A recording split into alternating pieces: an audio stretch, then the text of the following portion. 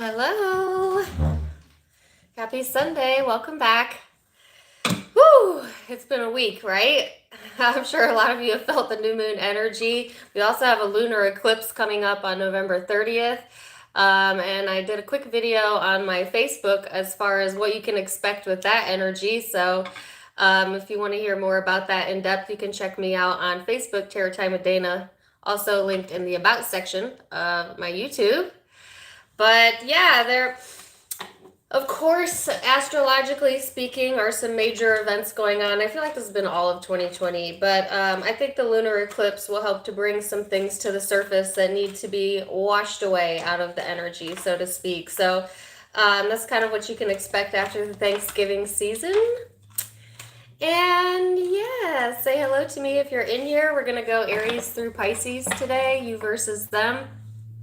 Actually, I'm going to do kind of an abbreviated version. I'll do guided messages for each zodiac sign, and then I'll just pull a few cards in addition to that. Okay, so that way we're not here for like 10 hours.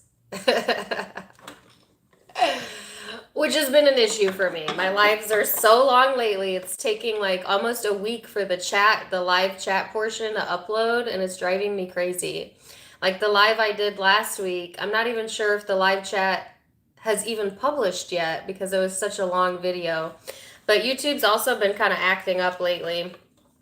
And they made a couple changes to the YouTube partner program as well. So they're changing some things about the platform, which I can't say I'm terribly excited about, but hey, we're gonna roll with it. All right.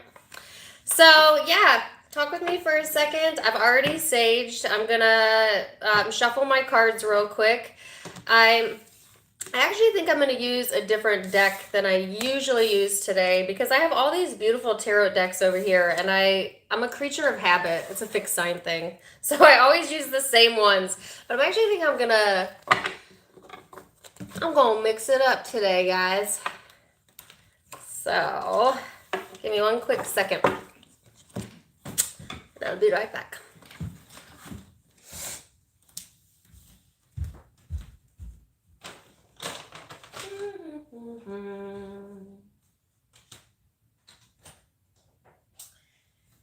Okay. And I'm back. Okay, so I was kind of playing with these when I went live on Facebook last week, and I don't usually use my vice versa deck anymore because do you see how worn it is? This used to be my favorite deck, so I've really used it a lot. But I haven't used it in a while, and it's one of my favorite decks, so I'm going to use it today as an homage to my first year of readings. And then one of my moderators, well, actually, my moderators bought me most of these decks, to be honest with you. This one was a gift, not from a moderator, from someone else. This one was a gift from Shaylee, which if you're here, hey, girl, hey. And I think this one was from Carmen, which I don't see her in here, but I think she said she was going to be late. And these were from Carmen as well. So my moderators keep me stocked. Thank you for that. So yeah, I think I'm feeling these today, and I think I'm gonna leave these over to the side.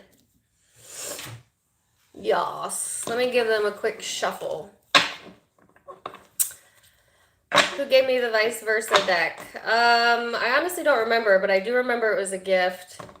Maybe my son might have gotten it, or his girlfriend. Maybe it was like a Christmas gift, maybe. I'm not really sure. I just remember it was a gift. Which someone asked me, do you have to have tarot cards gifted to you in order to use them? And I know there's a superstition around that, but no. Because I have a lot of decks I bought for myself that work just as good, that I love just as much. But I like to switch it up sometimes. So this one's a little bit bigger. A little bit of a bigger deck. Let's see how it shuffles. Yeah, that feels good.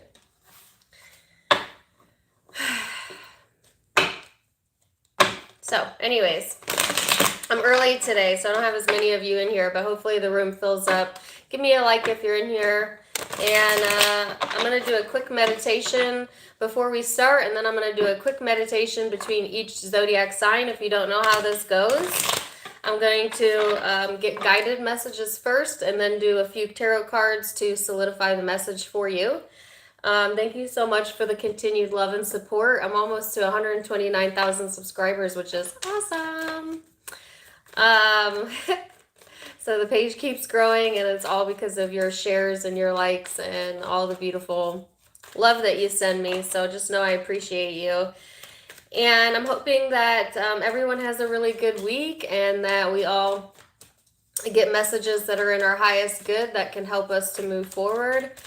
And I think I'm ready now. So I'm going to do a quick meditation. If you don't meditate, that's fine. Just go have a quick bathroom break or something. I don't know. If you do meditate, go ahead and join me. So I'll be right back.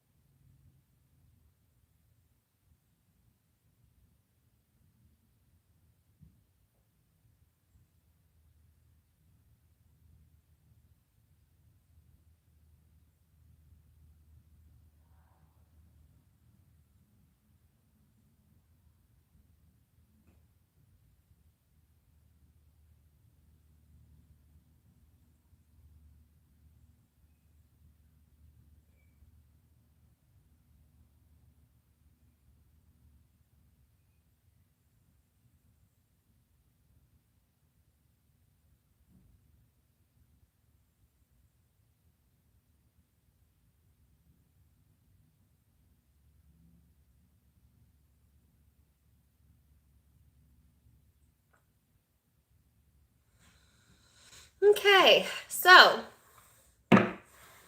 thanks for your patience.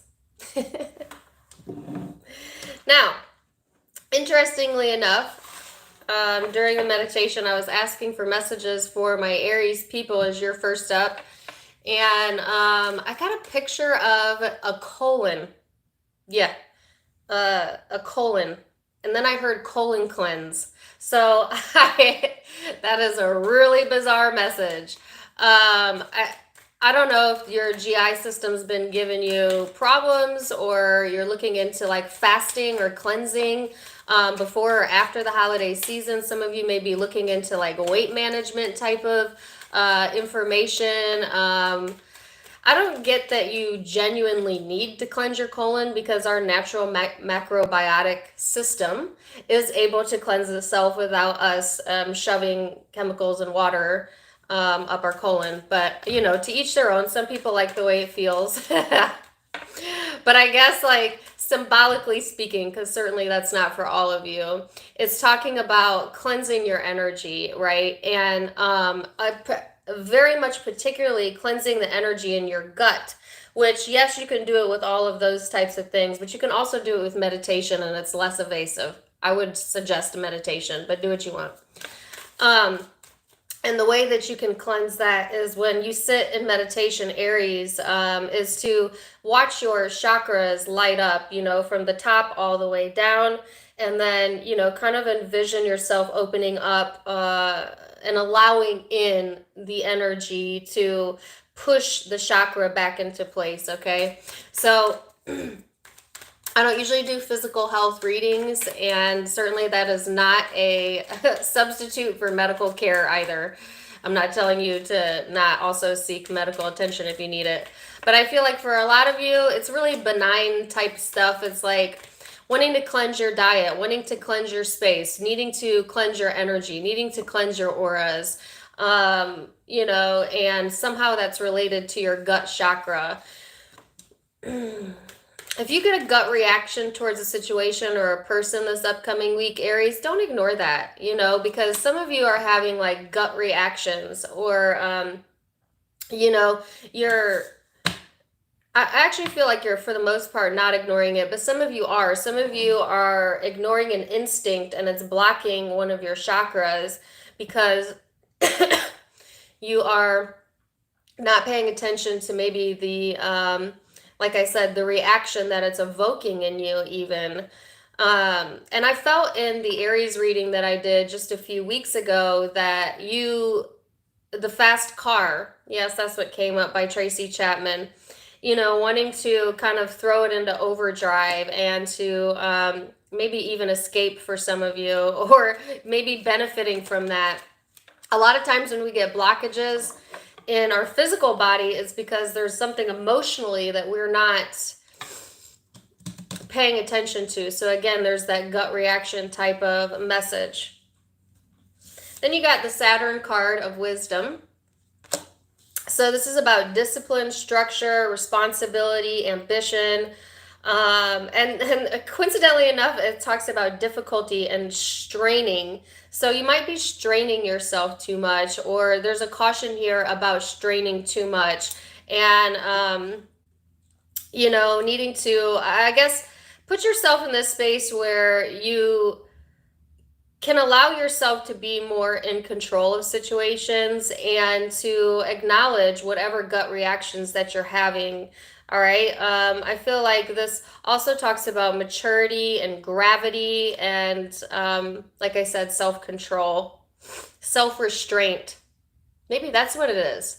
You might be feeling held back or holding self back from maybe doing or acting on something, but then it's kind of like causing this uneasiness maybe within your gut, because Aries, you're not a sign that really likes to hold back. And I just feel like if you feel blocked or that you cannot act on an impulse and you're trying to restrain yourself, if you do that too often in the energy, it does feel like a blockage. It does feel like unnatural, I think, for a lot of you because of that Aries fire energy. Unless you have a lot of earth in your chart, or like an earth, moon, or rising possibly, might be a little bit easier for you in this energy. So, I mean, interesting message, not a message I get every day, that's for sure.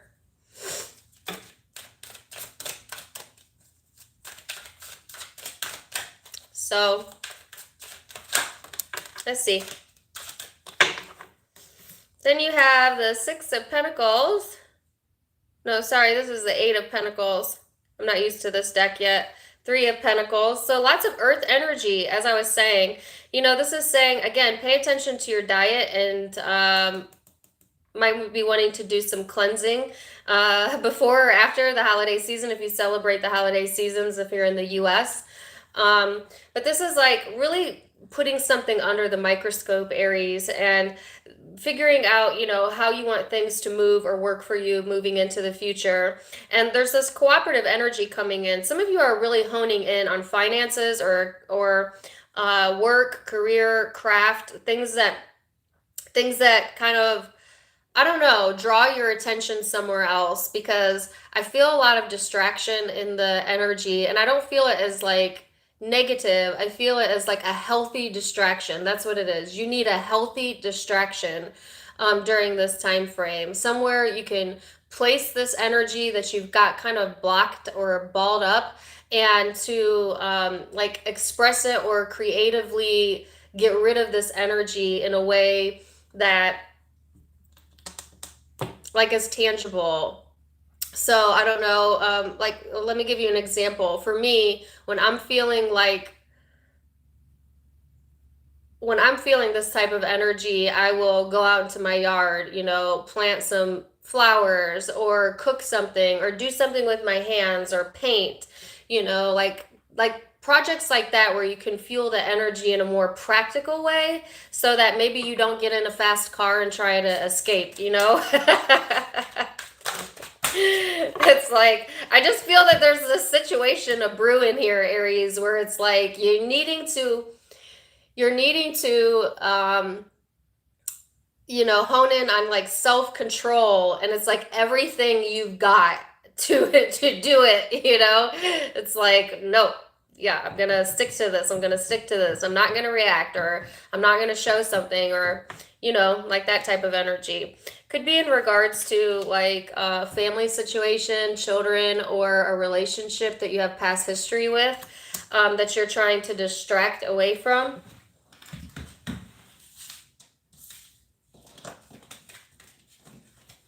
It's something that I feel tests your boundaries. So it's like, FYI, hard work and dedication in the career arena is really going to continue to pay off for you. That's just a side note for those of you who are looking to advance or maybe to build off of something that you already have in place. That looks good. Then you have all this emotional energy over here with the Palace of Cups, the Six of Cups, the Ten of Pentacles in the reverse. So this has the ability to distract you from possibly the work environment or career or things that you need to be focused on. Okay, I see what it is. And then, yeah, Six of Swords, Four of Coins, and the Palace of Swords. So it's like, Aries, I could see why you're looking for a mental distraction because, you know, if you, some of you fear that if you follow this instinct gut reaction that you're going to regret it, or that it's going to pull you away from something that you're dedicated to, all right, or cause some sort of instability with what you've worked really hard for, okay? I feel like you're kind of placing some distance here, you know, and keeping your eyes on the prize, so to speak, is the word that I got. And I feel like it's requiring a lot of thought. So this is somewhat out of your wheelhouse, Aries. A little bit, the energy is. And it may feel like that, particularly during the lunar eclipse on the 30th, but some of you may be experiencing this already, or some of you this may be past energy because time is different for all of us. But I just feel like you're having to use a little bit more logic and practicality than you prefer, you know, because you prefer to feel it, say it, do it, feel it, say it, do it, you know, and that's kind of what you're gifted at. That's what allows you to advance a lot easier in life. But for some reason in this energy, situation, relationship, whatever this is for you, it requires you to like think a little bit more, you know, or to stay grounded more than you typically would have in the past so that you don't get sucked into like a situation or a very emotional place, you know, that has the ability also to keep you stuck in the past.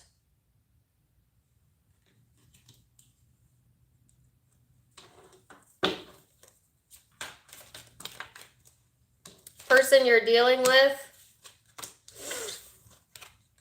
is the Sun in the reverse. Yes, that makes sense. Maybe one more card.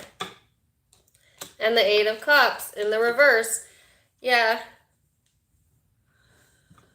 It's probably this person that this is linked to, but doesn't have to be. And again, this is not always like an intimate partner. Sometimes this is like a coworker, family, friend, but take it as it resonates. There's somebody that's depressed over here, you know, having a hard time walking away, stuck on the past. This could be the person that wants to keep you stuck in the past because they're stuck in the past. Does that not make sense to you?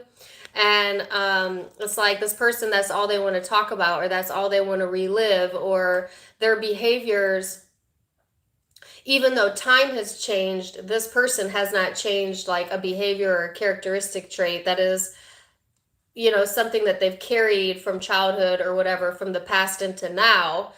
And it really doesn't serve them because it keeps them stuck and it makes them sad. And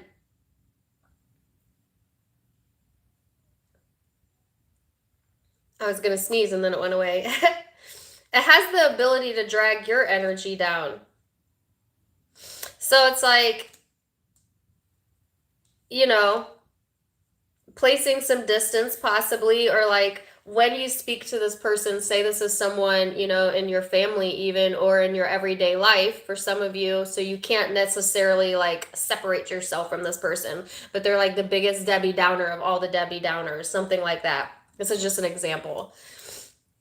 Then it's like you're placing emotional distance, you know, where you're listening to this person, or you're maybe even giving them responses, but internally you're like walled off, you know. Not because you're trying to be cruel, but because you're not trying to let this person suck you in, you know, to what they have going on possibly. Either way, whether you're physically distant or emotionally distant, I feel like this person's really going through something, you know, or just in this very negative space right now where they are a bit stuck emotionally.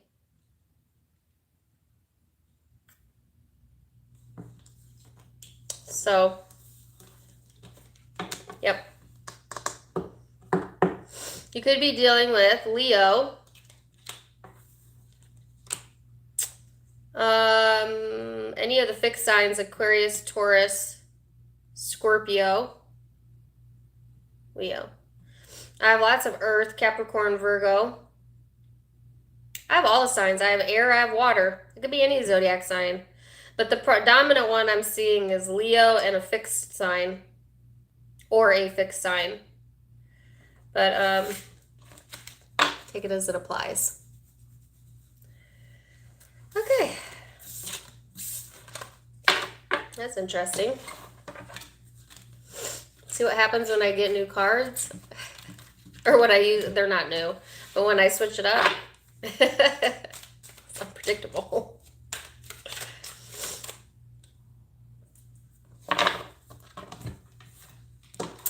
Alrighty. We're gonna go to Taurus now. So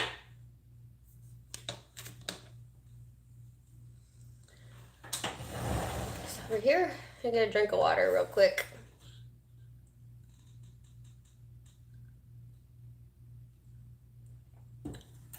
I got 444 in here. I've been seeing 444 a lot lately. Synchronicities. Okay, give me one quick second. I'm gonna go into Taurus.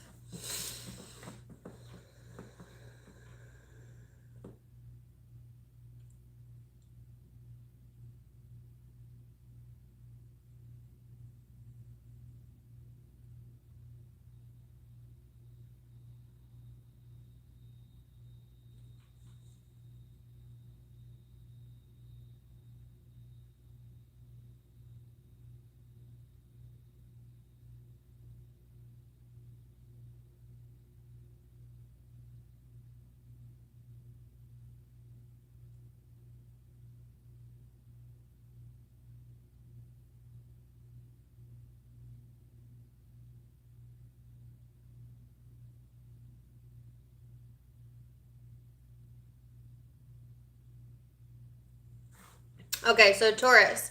I got an image, as it was very, very specific, of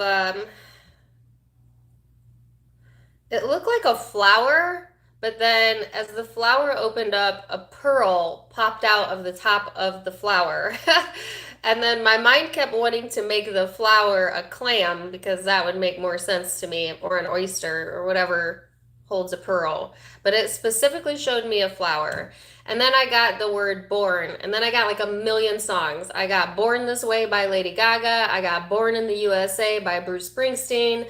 I got pretty much every song with the word born in it. So, obviously something is being born into the energy, right? And to me, pearls are always wisdom. In my mind, it's a symbolism of wisdom, but it can be different for all of you what that represents for you, okay? But I just feel like the energy opening up like this, like blossoming like a flower, and then this pearl of wisdom coming to you or coming up in the energy for you to grab a hold of. And yeah, something being born in the energy. Thank you for the $14.99. Is it Susie? So that's an interesting message for my Tauruses. Let's see where this is headed. All right, so you have Jupiter and Sagittarian energy here. So I feel like Taurus, this is enthusiasm, optimism, generosity, luck. Particularly luck is what I always think of when I see the expansion card. And then match that with this very philosophical, independent, generous, like seeking out energy, right? So some of you, it reminds me of Lady Gaga, who's coincidentally an Aries. So if you have Aries in your chart or you're on the cusp, you may want to check out Aries as well. But yeah, it kind of reminds me of her song Born This Way. You know, it's just like I was born this way, you know what I'm saying? And coming into acceptance of that for some of you and just being your raw, authentic self. You know, a lot of people are reconnecting with family or maybe even traveling during this time frame if you're not in an area that's restricted right now. But it's weird because family has the ability to bring out pieces of us that nobody else can seem to bring out in us, right? And so, for some of you, whether you're having a family get together or not, matters not.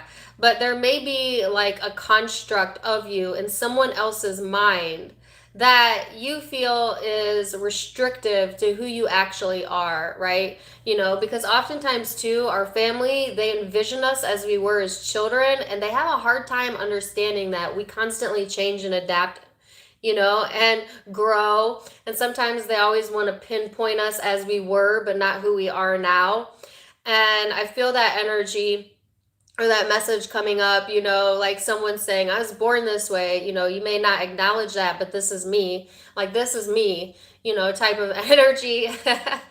And somebody could be saying that to you because you could be trying to put someone in a box, certainly, and they're trying to say, no, this is who I am. So it could be flipped, obviously, but I feel mostly it's you, Taurus, you know, kind of owning your authentic self and this pearl of wisdom coming up in the energy, helping you to see that, yeah, you were born this way. I don't know.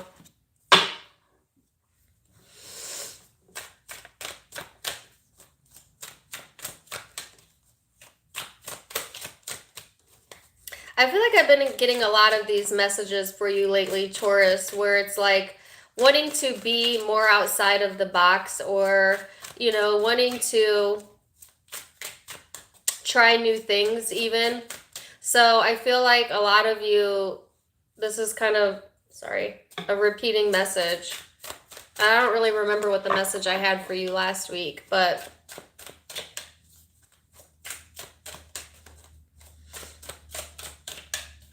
yeah. So, Two of Wands.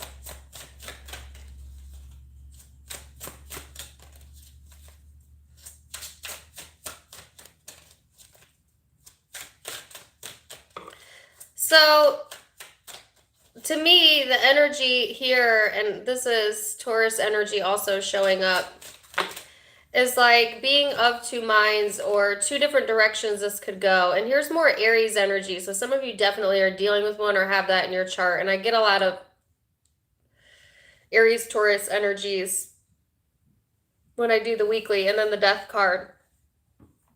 So I just feel like there's two parts to you, Taurus, and you want to be acknowledged for both sides. Yes, who you were is part of who you are now, but you're incorporating new pieces of you into your psyche, into your personality every day and expanding on who you are, you know. And I just feel like there's this sense of like embracing both who you were but who you're becoming, and allowing yourself that grace, right?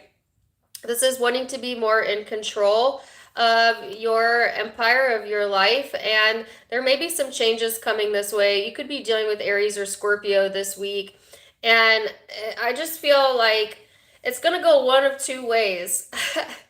um, I can't really tell, like, if either is good or bad, but I feel like however this week goes, it's going to go one of two ways. You're going to follow your passions, or you're going to follow um, what's expected of you. And I feel you wanting to follow more of this passionate new energy that's coming through, that's allowing you to have more control over yourself and your life. And that might be a change, you know, or someone may not be too thrilled with that, with the Death card here. I got a very strong-willed type of energy.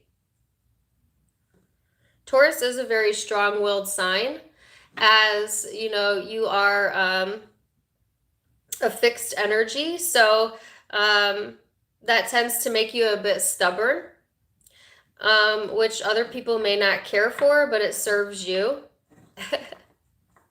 And that you're not easily swayed. Like some zodiac signs, especially like my mutable signs, sometimes they can be swayed a little too easy in the energy, and the fixed signs are the complete opposite of that. You really got to convince a Taurus that they need to do something for them to really latch on to that. It really almost has to be their idea, to be honest with you. Taurus. So, Nine of Pentacles, and the person you're dealing with. Ooh, these cards are messy. So, Nine of Pentacles, Nine of Wands. I only wanted one card, but I got a lot of them. The Sun, Seven of Wands, Nine of Wands, Ten of Cups in the reverse, the Star in the reverse. Nine of Cups, or Nine of Pentacles. So your person that you're dealing with has a bit more going on than you do.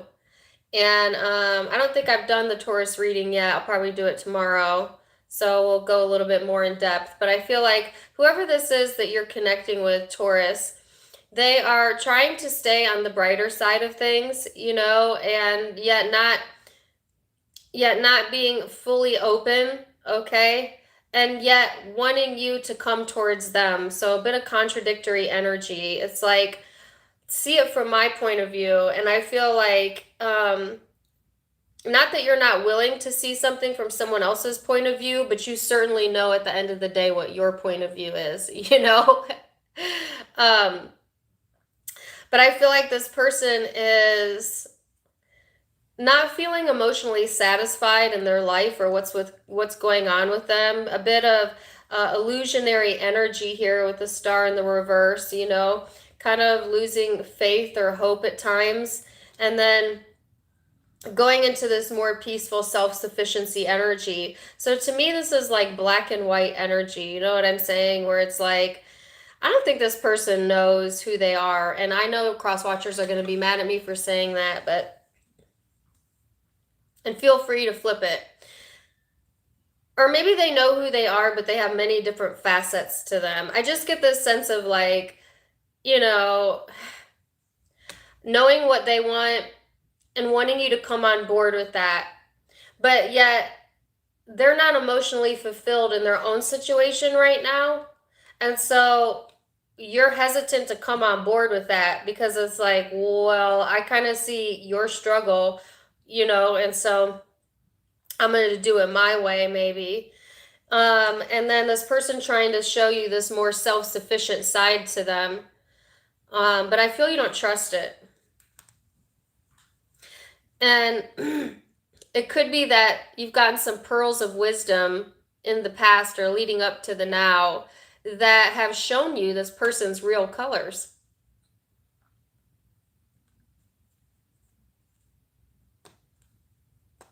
So again, when I think about like the born this way type of message, I could see how that could be interchangeable, right? I could see how you have a perception of this person that you've kind of put them in a box because you feel they've showed you their true colors, and even though they change in their energy, you feel pretty certain where you stand.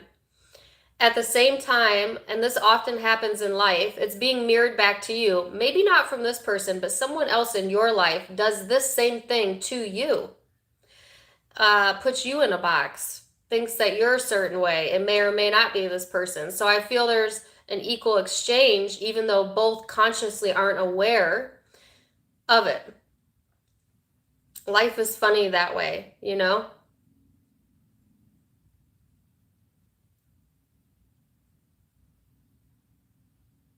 So that could be your pearl of wisdom. This is hard to do, and I've talked about this in like leadership workshops, not on YouTube, in my other career, in my other life, where it's hard to not judge, say, an employee. Let's put it there. It's hard not to judge an employee based on past performance. But as in leadership, you're always taught that people have the ability with coaching and feedback to improve in performance and should not be held, to the wall for past issues to be a fair leader. Okay. And I think that makes a lot of sense to people in the corporate environment, right? Because if you mess up at work, you don't want to be held to that the next 10 years that you're at your job. That would not be fair, because we all have the ability to do better. Now, in the world, especially romance, a little bit harder concept to grasp when it comes to family, intimate relationships, a little bit harder concept to apply, right? Because usually when someone does us wrong or they make mistakes on an emotional level and we have an intimate bond with them, not so easy to apply that, right? But at the same time, we've all made mistakes. Taurus, I'm certain you've made mistakes. Don't tell me you're perfect. None of us are. That you don't want to be held accountable for the rest of your life. Amen. So it's like giving that grace that you give to yourself to others when you're able to do it, if you're able to do it. That's the pearl of wisdom that I think you're taking away from this situation during this time frame. All right. So Aquarian energy here, Leo energy here, Scorpio and Aries energy, Sagittarius are the predominant zodiac signs, but it could be any zodiac sign because it's a general reading.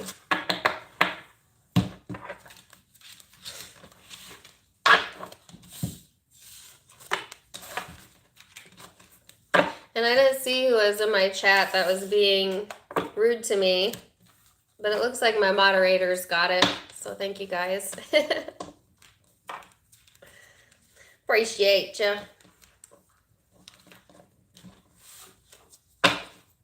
Okay. Mrs.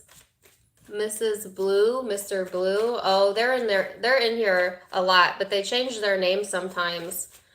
I just figure this person really likes me because they wouldn't show up in my chat all the time if they didn't. But thank you, moderators, for blocking. All right, Gemini.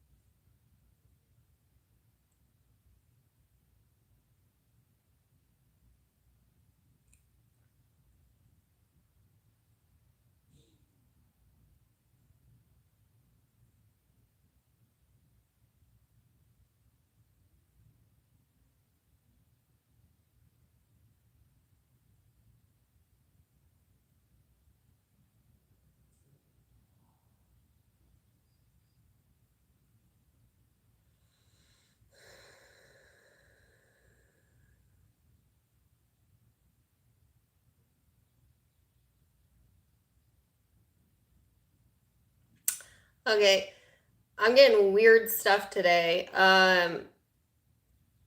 For some reason I got the name Bernard, and then it turned to Bernie, and then I saw a large nose. I don't know if you know someone that has a large nose, but but it actually reminded me of a movie, Weekend at Bernie's, which I actually watched this week, and that's why it could be so available in my psyche as a reference. Um, which is a movie from the 80s or 90s, I can't remember. It's a hilarious movie. But, and I'm not saying the movie or the storyline is going to equate with you this week, but I guess the feeling that I got from that is just a sense of like, even when things seem really tough or really serious, it's like being very playful with that energy is going to help you push through it, Gemini.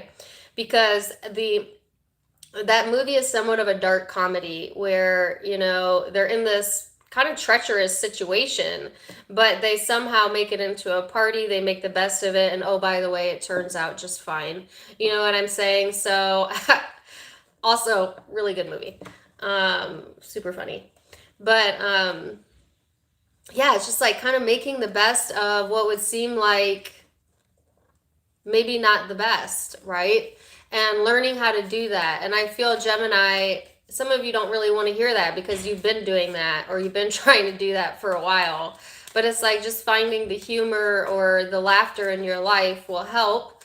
You know, maybe even watching some comedy stand up, you know, movies that make you laugh, being around people that make you feel good, you know, lifting your spirit in that sense. And for interestingly enough, they also showed me, you know, that it's like an old toy where it's a magnet and a pen, and the guy's bald, and you like move the magnet stuff to give him hair.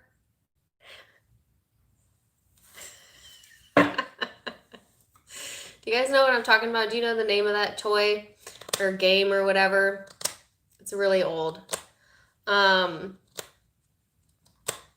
Also from the early 90s. Some of you are 90s babies or 80s babies even, or there's something significant about that time era for you, possibly.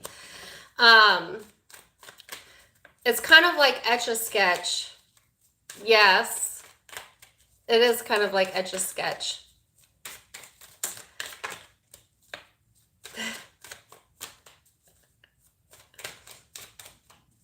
Some of you going back to childhood, I don't know. I've been doing a lot of that too, and I have Gemini placements in my chart, you know, like watching old movies and getting out old games that I used to play when I was little and reconnecting with that. So that might be therapeutic for you, Gemini. All right, so you have complexity showing up in the overall energy. Well, this is kind of irritating type of vibes, right? It's contradictory energy. It's feeling like you missed the mark or needing to make constant adjustments within the energy. It's an educational, transformational energy, but again, not always the most comfortable. And interestingly enough, it has puzzle pieces in the picture.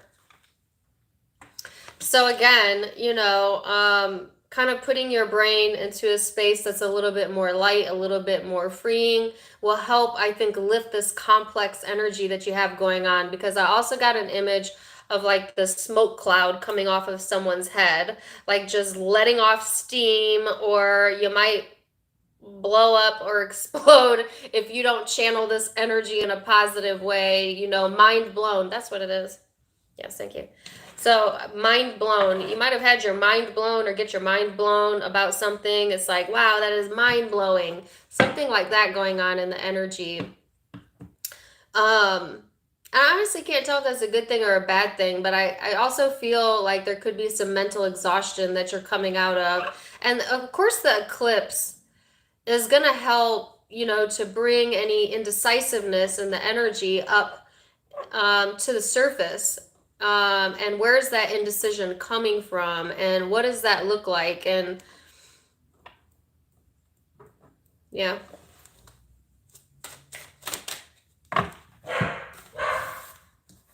Someone's here, so don't mind my dog because she's going to bark like crazy till he walks in the door. All right.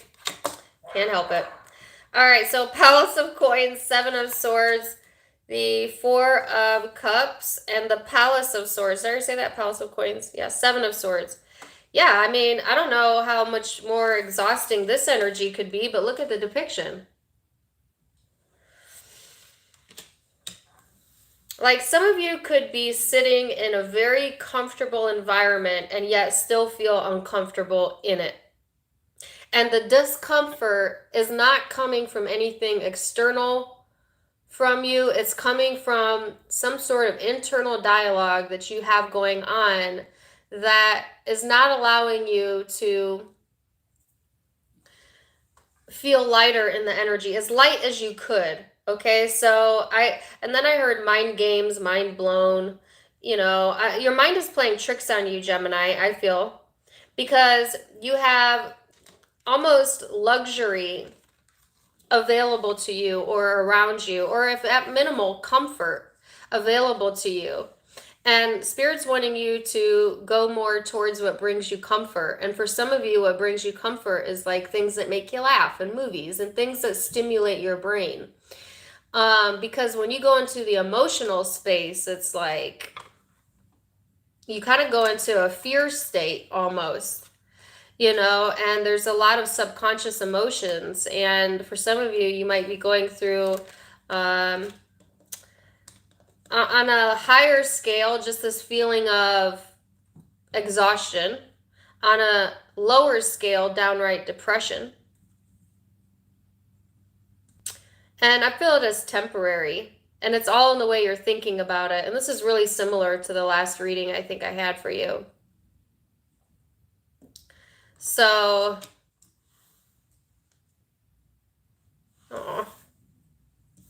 let's see what the person you're dealing with is. The good news is there's clarity coming in. So the Palace of Swords is like kind of like the Ace of Swords in tarot, where it's like, okay, the clarity is going to come through, you know, and if there is something that's really mind-boggling to you or mind-blowing to you right now, like it requires a bit of translation before it's going to make sense to you. But I feel like whatever it is, it'll make more sense to you towards the end of maybe this week or during the eclipse.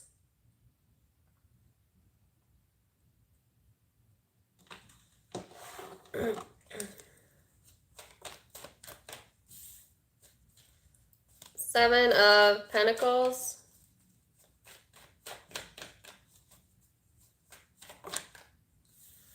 Ace of Pentacles. So the person you're connecting with, you know, to me, this is always a bit of disappointment. But I feel this person coming out of this, they're waiting for something to come to fruition over here, or waiting on a new opportunity possibly with you, or finances to come in. And it's just like, I actually feel it is going to come in. But I feel this person's been a bit disappointed by life in general, or just having a hard time seeing, like, I almost said the fruit on the trees. I was going to say the trees through the forest. But I feel they are coming out of that energy here, Gemini, with the Seven of Pentacles in the reverse. Getting a bit impatient, though. You know, this person has something that they want to grab a hold of in the tangible environment. And like I said, it could be a commitment, an opportunity, something new coming in. But they're quite impatient, okay? This person might get impatient with you, especially if they want something with you. And you're like, you know, not in an emotional space to give it to this person. Or it could be that, you know, they feel you are impatient with them, as this could be interchangeable. But there's some form of disappointment here. And then I see the energy shifting, clarity coming in on your side and a new opportunity coming in on this person's side.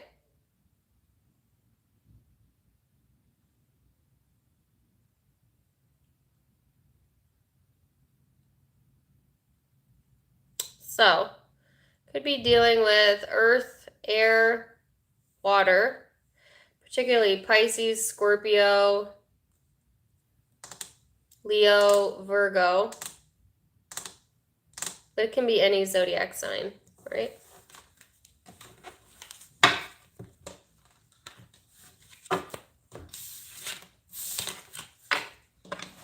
Okie dokie.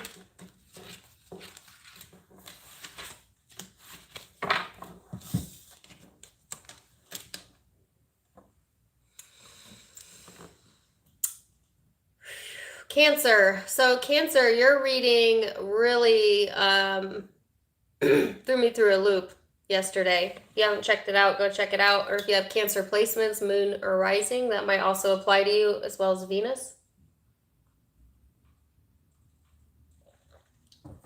Let's see what we have coming in.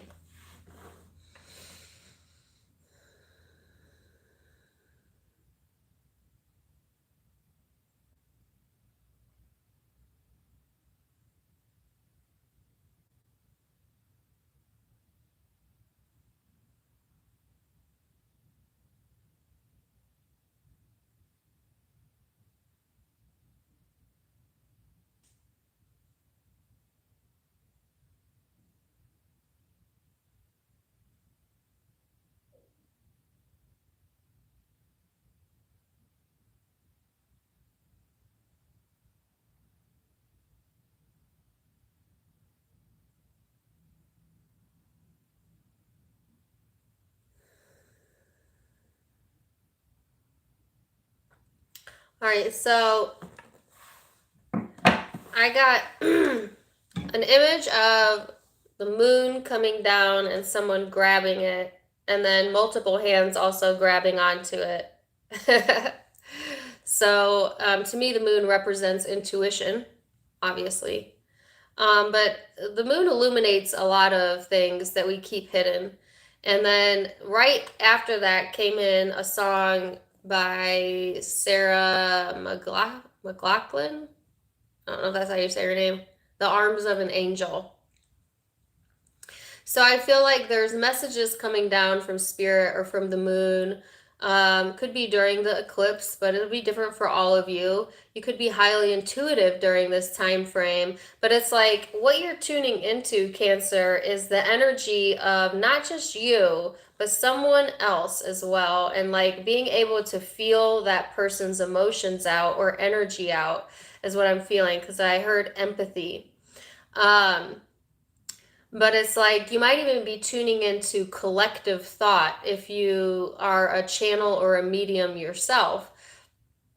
But to me, it's like not only being able to feel out what you are feeling, but being able to feel the emotion of someone else that is connected to you, you know, and to me, and I have a connection like this as well, where it's like, it's almost like I'll be having a good day and then I'll start to feel like an emotion that I know is not mine.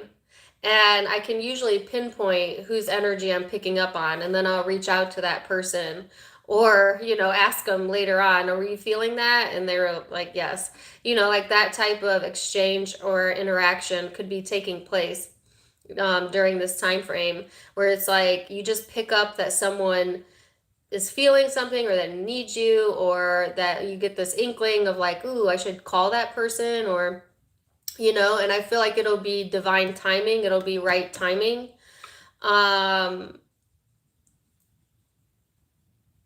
Some of you, it's not anything to do with reaching out. Someone could be reaching out to you though, or vice versa. Some of you, it's just acknowledging the fact that you're more than the sack of skin and your emotions are powerful, and that especially during eclipses and full moons, that it's easy for you to intuit better than you usually would.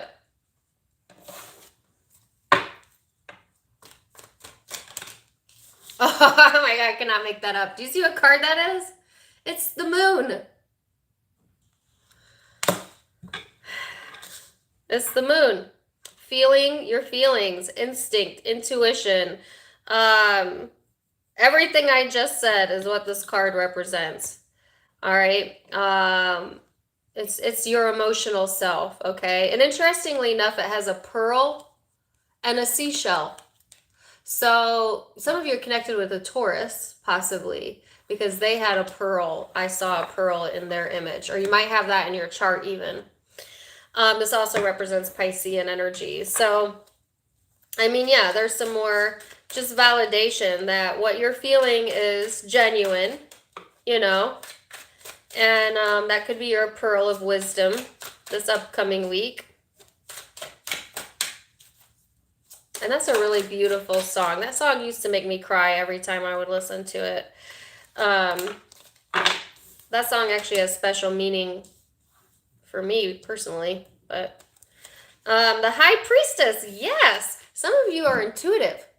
You might be a guide. You might be a channel. If not, you know, this is saying to tap into meditation because you have intuitive abilities. And for a lot of you, because you're a water sign, what it is you're able to feel possibly, you know, someone's emotions. Like they could tell you one thing, but you know what they feel, right?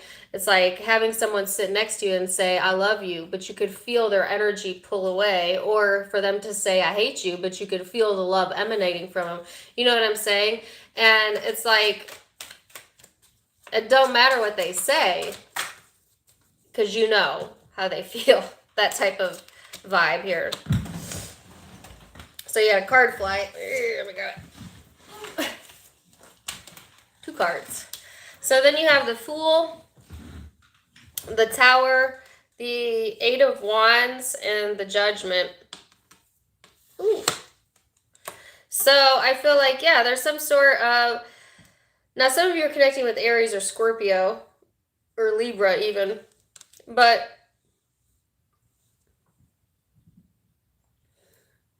I couldn't get it out there for a second. There's some big changes coming in. The Tower.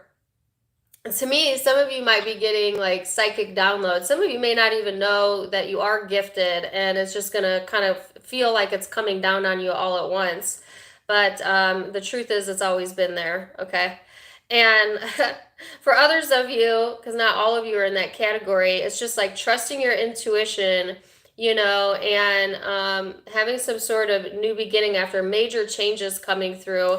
And this is communication to me, my communication card. So something to talk about, something to consider, you know, and Judgment is, to me, in this card, talking about releasing the judgments that you have about yourself, about others, seeing the connectedness of it all, and making the decision to move forward, okay? Some of you might be feeling like intuitively, you might be wondering if you should reach out, or somebody may be feeling that towards you, because again, you might feel a tug, or you might feel like an emotional pull, and this is making the decision to, you know, communicate or reach out and have a conversation with someone, you know. But, you know, follow your intuition, because if you're feeling pulled to talk to someone but you're afraid to, don't do it. If you're feeling pulled to talk to someone, you have an assurance about you, okay, you know, but make sure that assurance energy is there. Because if you feel doubtful or fearful, that is usually Spirit's sign that's saying it's not the right time. You'll know. Feel it out. Feel it out.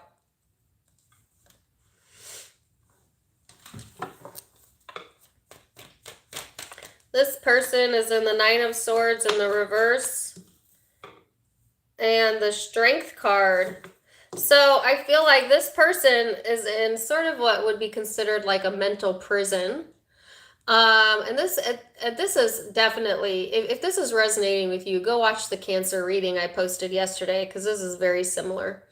You know, feeling a prisoner of thought, you know, having anxiety, not being able to get outside of their thoughts. And then the good news is they've got Spirit here. So they have this ability to come, you know, to overcome this. Don't get me wrong. This person is not some pitiful little kitty cat. This is this is someone who is having a bad moment, and you might pick up on that. All right. They're having a bad time in their life, possibly, or just a bad moment or a bad day, whatever this is, you know, and they're getting stuck in their thought. But I do feel a sense of overcoming, or, you know, being able to look something in the face, or this courageous type of energy coming in. For some of you, it's a Leo. But they're needing to exercise courage. And yet, and faith.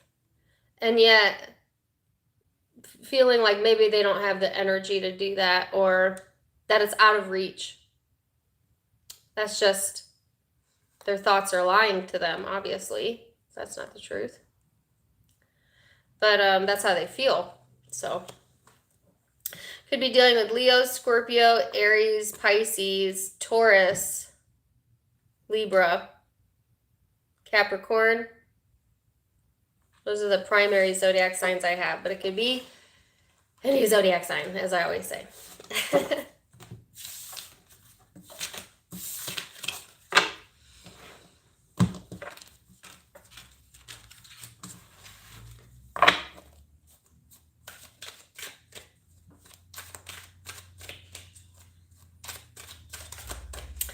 All right, so Leo.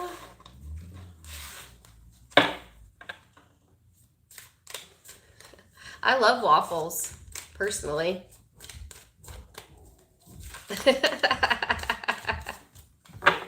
That sounds random if you're not reading the chat. Somebody keeps putting in live chat. This is pure waffle. And I'm thinking, I love waffles.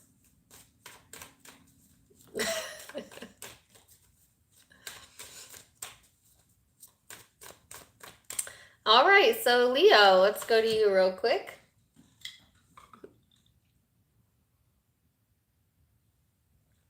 It's probably Mr. Blue.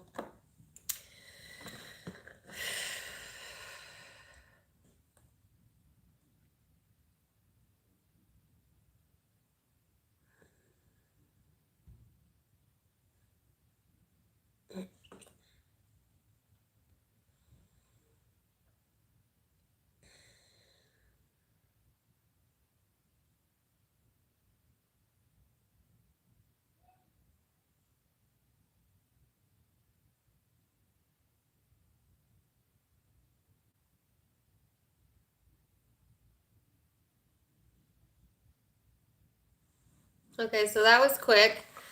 I'm getting all these like childhood games types of messages. So some of you are definitely connecting with family this week or your children. But particularly, I got an image of the game Sorry. And then right after that came through One Republic. It's too late to apologize. Too late to apologize. So I don't know if that's coming from your end, Leo, or from someone else's end, that, you know, someone's sorry, or, you know, they may feel like it's too late to apologize to you, or you may feel that way. You know, I feel like there was some game playing going on in the energy, whether that was you or them, or, you know, someone not being very cautious with how you feel about something, and feeling like it's too late to apologize. For some of you, this has not occurred yet. This may be something that's going on this upcoming weekend, as I feel it's future energy, but some of you it has already occurred, or is past energy maybe even. But it's like, yeah, some of you may also like that song, that you may be drawn to that song for whatever reason. Might bring up past memories. May I offer you a thought, though, whether you're a Leo or a cross watcher? It is never too late to apologize. It's never too late to apologize. Now, if you're apologizing because you want a certain outcome or you want a certain response, then yeah, you might get disappointed. But if it's a genuine apology, it should not matter what that person responds or if they respond at all. The point is that you're giving that forgiveness really to yourself, to be honest with you, by humbling yourself and admitting when you're wrong, regardless of the outcome. And like I said, that could be a message for you, Leo, or for the cross watcher. But it's never too late. It's never too late. It's never too late. You know, that's... I guess you don't want to get any cards out. There you go. 7th house of relating. So for a lot of you, this is a relationship. Doesn't have to be an intimate relationship. It could be platonic, friendship, family, whatever. But I feel for a lot of you it is more intimate, but take it as it resonates. This is about partners, companionship, best friends, marriage, sharing, justice, having more justice brought to the relationship sector, right? And I think it starts with ownership. All right, whether that's on your part or their part. And then it ends with forgiveness of self, never about the other, whether that's your part or their part. And so I feel like that's a very strong message for my Leos. And honestly, I cannot remember what the Leo reading was, even though I posted it yesterday. Oh yes, the person that you were dealing with, Leo, had a lot of like what ifs in their energy, or buts, or like that type of vibe. Okay, so go check that reading out as well. So yeah, the 10 of Wands, the Palace of Wands, this is all Leo energy here. And then what is this? The 9 of Coins. So I just feel like you've had this burden on you for a while, but at the same time, whatever this burden has felt like, it has provided you the basis to recreate something in your life that you once felt you could not have. All right, because I feel like, to me, the Palace of Wands is the Ace of Wands in traditional tarot, which is inspiration, desire. Like, this heaviness has created a desire in you to have a fully balanced relationship where I feel like you need that communion, that justice, that balance, and it's fueling you up to accept nothing less, I feel. All right, because also I think the title of the Leo reading was You Can't Cage the Lion. And here's this very independent, self-sufficient energy that was born out of what felt like something that was going to crush you under the weight, right? So I feel like, when you try to crush a piece of coal, you don't diminish the coal, but it becomes a diamond. So I just feel like if you look back on a situation that felt like, gosh, this is a lot of work, this is not what I wanted, this feels burdensome, and then you fast forward, and like I said, I feel this is future energy, but it can be now. Fast forward to now, and it's like, okay, had that not happened, I would not have found this out about myself or created this, venture or new adventure in my life that's caused me to be more self-sufficient and more peaceful in the energy. This could be a peace offering. Like I said, especially if there is a need for closure for someone, or just like this ownership.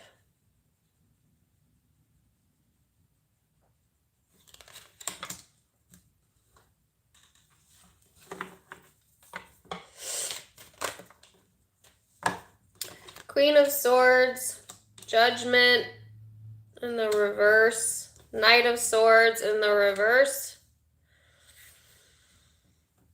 So, whoever you're dealing with, Leo, first of all, they do not like to admit when they're wrong. Point blank, period. Or at least when it comes to you. The Queen of Swords is someone who knows better, whether male or female, or that's how they feel about things. And they don't necessarily like to say when they're wrong, or that they made a wrong decision, or that they made a wrong judgment call. It makes them feel vulnerable, and they like to avoid vulnerability, all right? But I feel like this person also feels like too much time has passed, or too much time has lapsed, like it's too late. It's too late for you to apologize, or too late for them, or something like that, And at the same time, this person is wanting to communicate with you, wanting to maybe even have that ownership of, they could be making the decision to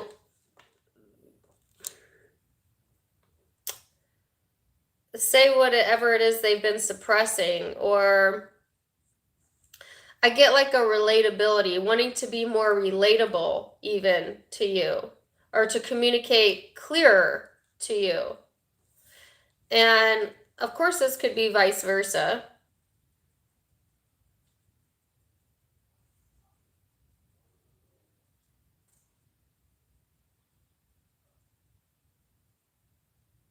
I feel like this person has had a powerful influence in your life, and or you have had a powerful influence in theirs, even though it may have felt really heavy. But again, it's provided you self-sufficiency. So,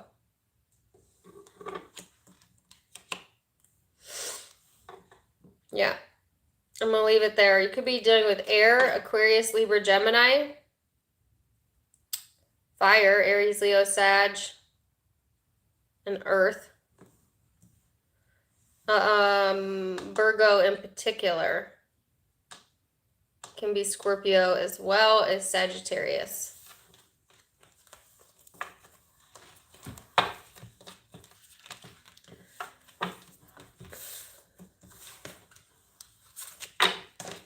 Virgo.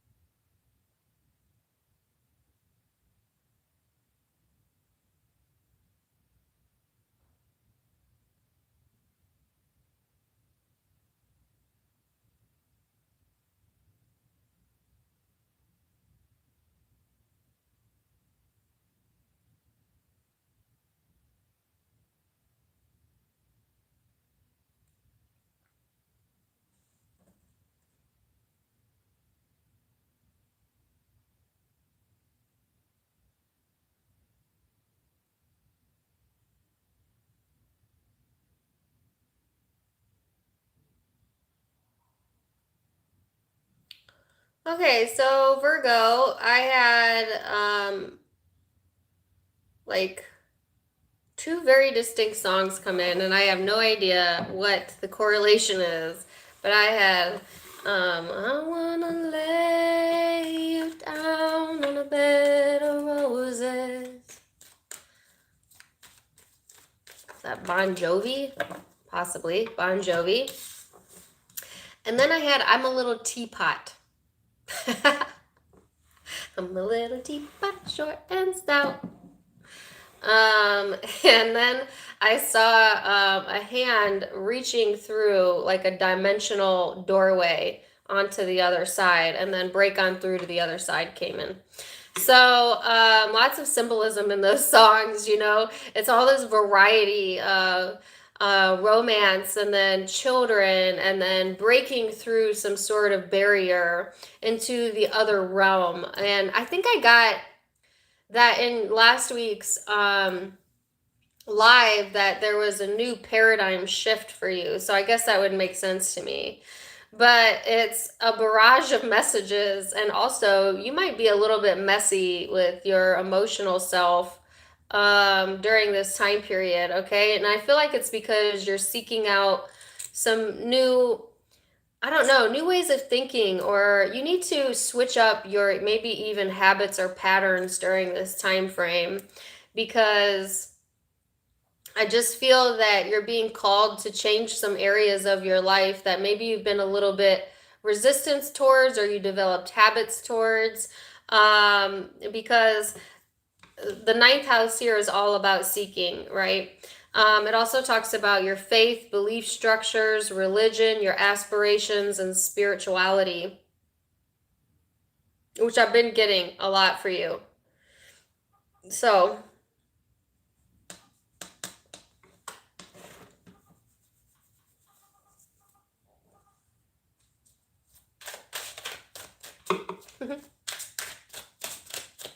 let's see.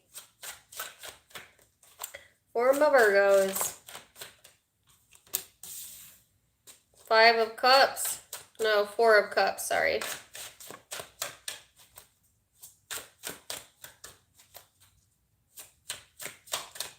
Yeah, that's kind of what I felt, like an emotional mess. You might have been, and it doesn't have to be like, yeah, really. Never mind. Some of you have been emotionally messy, meaning your moods might be fluctuating quite a bit, as the 2 of Coins is often fluctuations.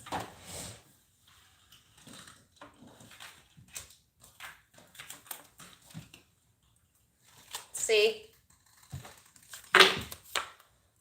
So then you have the Hanged Man, the Lovers, Knight of Wands, 2 of Cups, the 8 of Wands, and the 7 of Swords. Goodness gracious.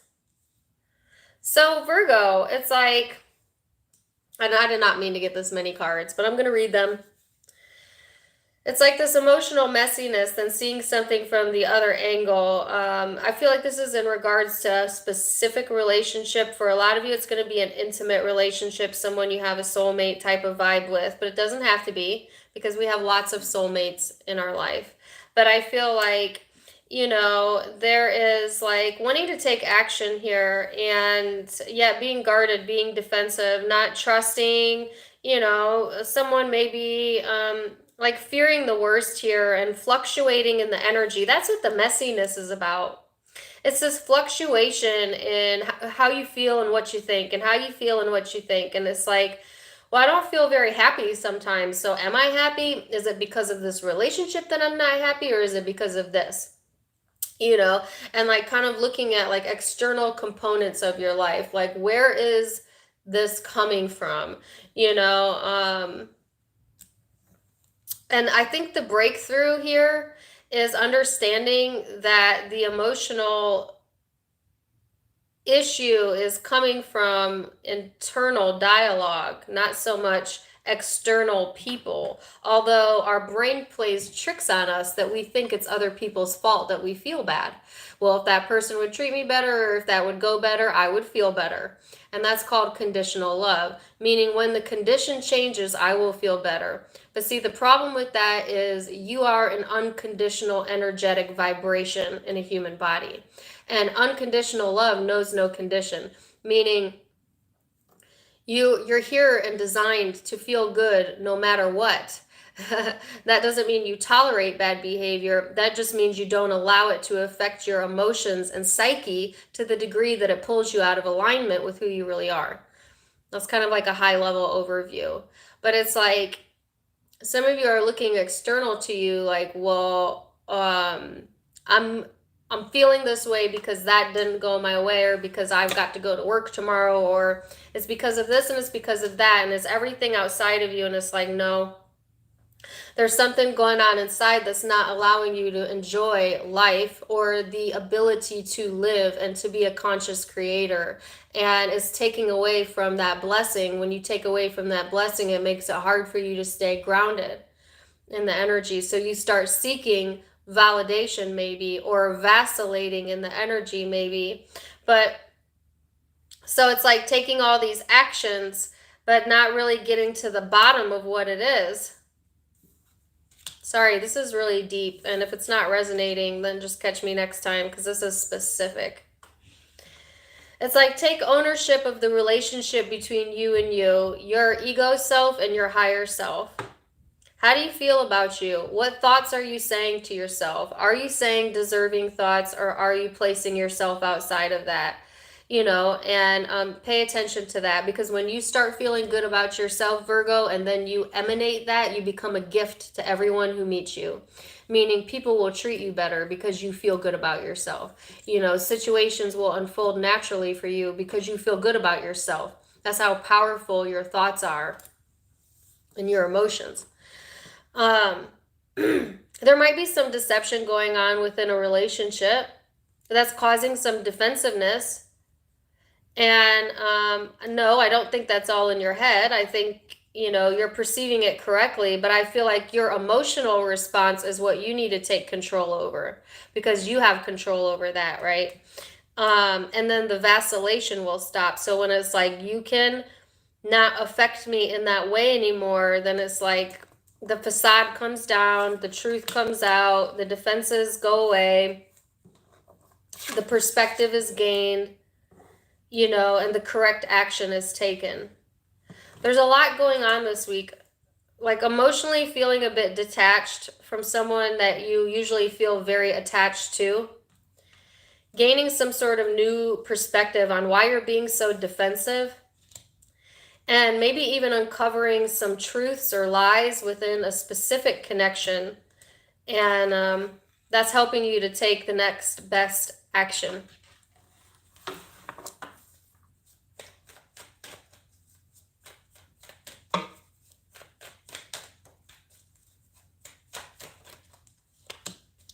Death card.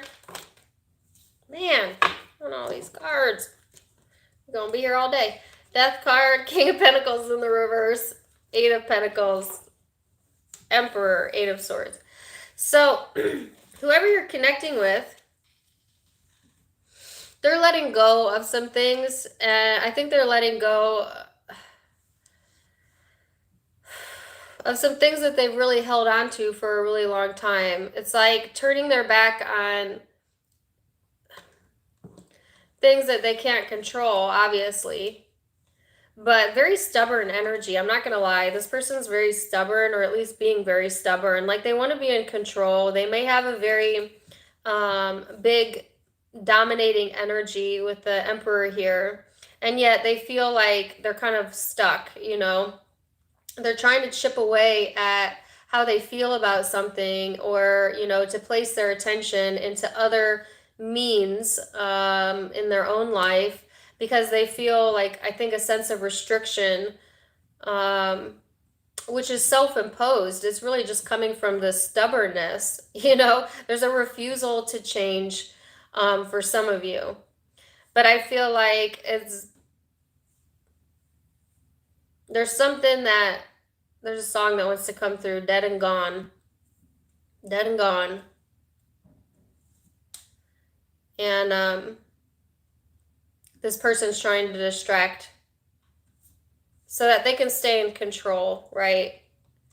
But then at the same time, it's almost like making themselves a bit of a prisoner of thought, you know. They could have some insecurities that they're not letting you see, Virgo. And responding from a space of insecurity, but it comes off as confidence, so that's confusing to you, I feel.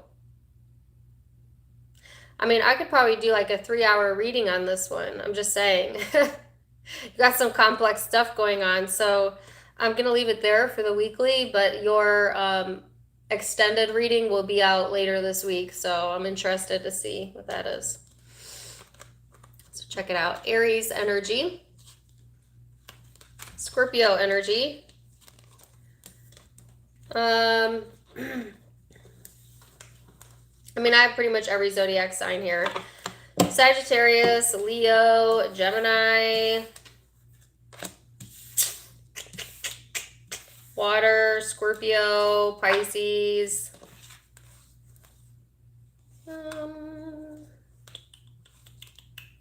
Leo.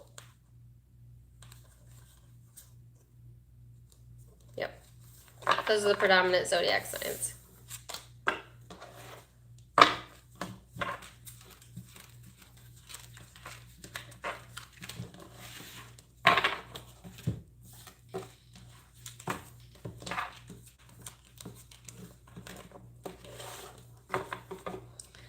Libra.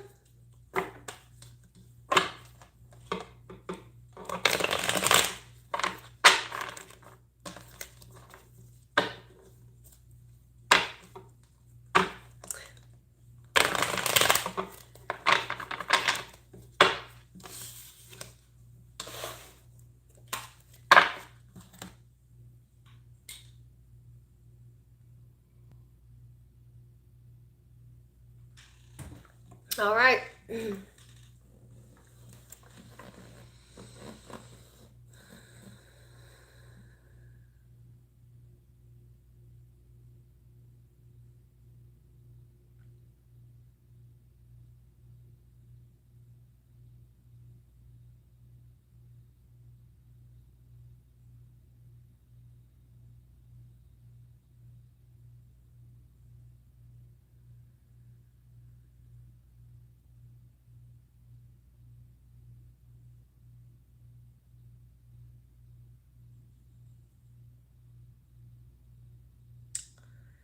So this is the PG-13 channel, but you know, in Spirit's eyes, ain't nothing wrong with a little hanky-panky. You know what I'm saying? It's one of the joys of being a human. But Libra, I got a lot of intimacy images. Okay, I'm not going to explain all of them. And then I got the song Pony by Genuine. Good song. So intimacy may be highlighted. This reading is probably going to be about intimacy. If you don't have an intimate partner, come get me next time, because this is definitely about your intimate life. Now, don't get me wrong. Okay. Intimacy isn't always about sex, but those are the images that I got. But intimacy sometimes can be about really being vulnerable within relationships, being your authentic self. It's not always, you know, passion and desire and all of that. So even if you don't have a partner, this could be highlighting things that are intimate to you, things that you keep close to you, things that you keep private to you, etc. Right? But if you do have someone in mind, this might be a good time. You know, I don't know.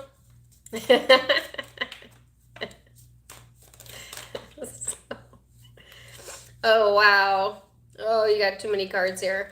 So you have the flow, the second house of assets, and Neptune, which is the dream state. Some of you might be having dreams, intimate dreams, you know, that type of energy. So I just feel like the flow always reminds me of Libran energy. It is a bit of an indulgent type of vibe. It's going with the rhythm of life, going with the flow.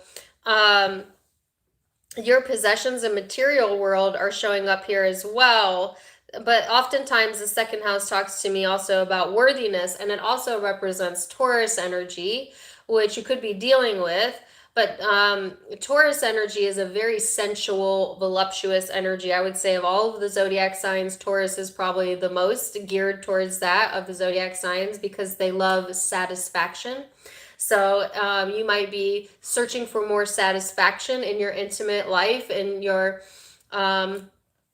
intimacy sector, you know, wanting more indulgence in that. And, you know, the Neptune is Piscean energy, which is very imaginative, universal love, spiritual energy, you know, fantasy driven as well. So some of you, this may not be in the tangible, but you may be allowing yourself to, you know, fantasize or indulge a little.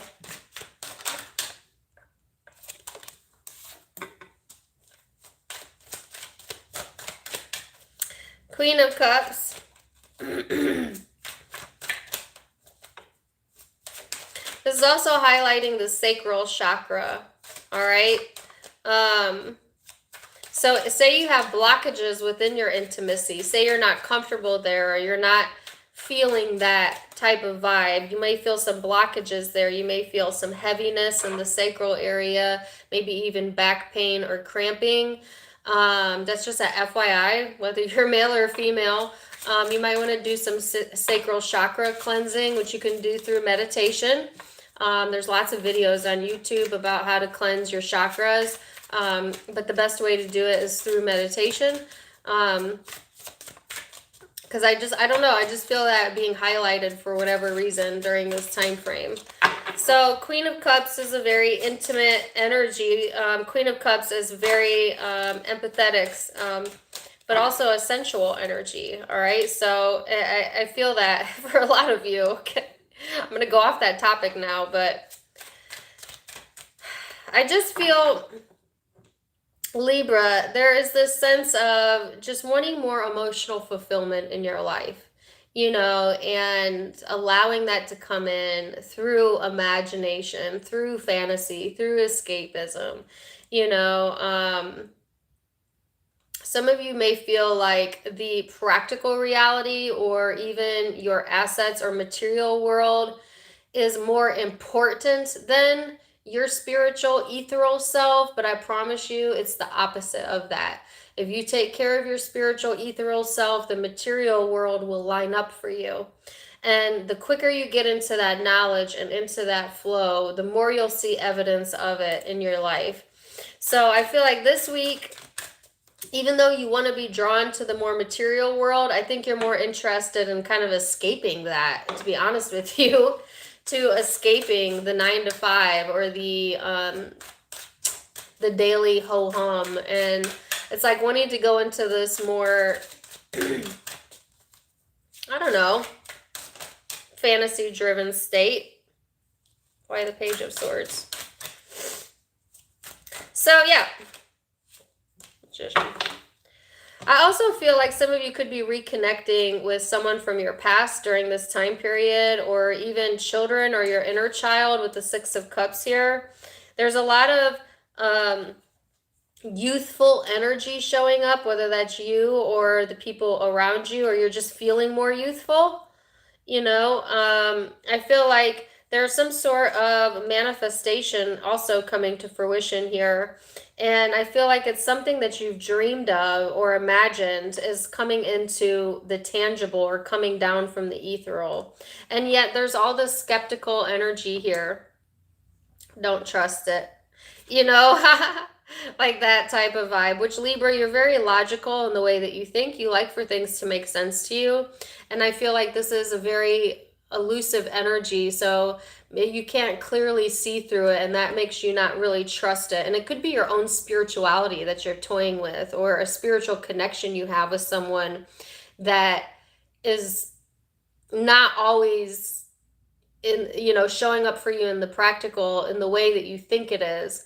I always say you have two connections with people in your life. You always, no matter who's in your life, say a one relationship, you have a connection with that person's lower self and their higher self, their best version of themselves and their ego version of themselves. So every relationship is two relationships. And now which side you get out of that person is very much dependent upon which side you're in. Are you in your higher self or your ego self? Because you only get from people what you give. And so you attract what you are. I feel like there could be a relationship here where someone has two very different sides of them, but you're tapping into your higher self, I feel, allowing yourself to go to that higher space. So if you are attracting someone in your environment, or you have someone in your environment, then you'll naturally see them as your higher self would see them and attract that out of them, if that makes any sense to you. Makes complete sense to me, but sometimes what makes sense to me doesn't make sense to everyone. Let's see what this person's energy is. The Empress. The Empress always reminds me of the star in this deck. The Hierophant in the reverse. There's a child here again. So again, that youthful energy. And then the Page of Cups and Strength. So whoever you're connecting with, Libra, you might have differing beliefs in this person. So it could be hard to get on the same page with them. Like they may be someone who's more out of the box than you are, or more traditional than you are. It could be vice versa. So there might be like relatability issues here, I'm just saying, or at least during this week. I feel like this person is wanting to open up a little bit more, but it requires some courage for them to do so. And it's because, like, for them to open up, they would have to change something that they really believe in. And that could literally be like religious and spiritual beliefs, but beliefs are just thoughts we keep thinking. Could be in regards to anything. Maybe they believe they're right and you're wrong. Maybe they believe that they know the way and you don't. Maybe they believe that their way is right and your way is wrong. Doesn't matter what the belief is. It is somewhat of a blockage, though, for this person in order for them to relate to you. They have trouble relating to you sometimes because of that. And it's like, well, if you approach this person out of your lower self, you're going to get this very egotistical version of them back. If that makes any sense. If you approach this person from your higher self, you'll get one of two responses. No response at all, which is better than a negative response. Or they may open up a little bit. They may actually open up a little bit, you know. But it takes a lot of courage to do that, because then they would have to admit that they're wrong, or they would have to see it from your point of view. And I feel like, traditionally speaking, this person doesn't care to do that very often, but I actually do feel that they're open to it in this moment in time, or during this time frame, all the way up to the lunar eclipse. They may open up to that. So, interesting reading. And I'm going to leave it there. So you could be dealing with Taurus, Leo, Pisces. I got lots of Taurus and Pisces here. You may have that in your chart. But it could also be Scorpio, Cancer.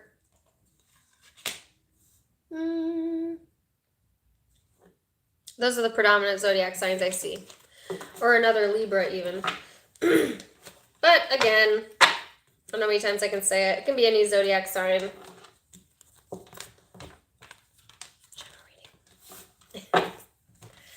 Okay.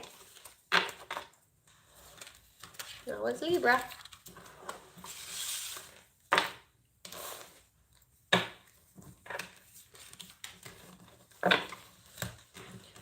Whew. Now we're gonna go to Scorpio.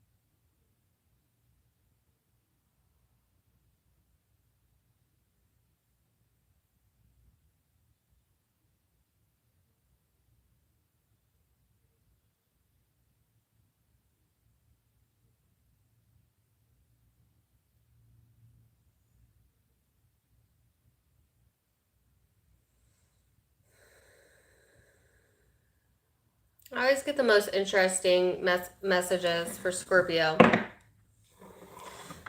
Interestingly enough, I saw a black button and thread going through each buttonhole. So that could be symbolism, meaning look for buttons in your environment, and they could be signs of affirmation. But the higher level message was actually, it's a biblical saying, I think, that it's, what is the saying?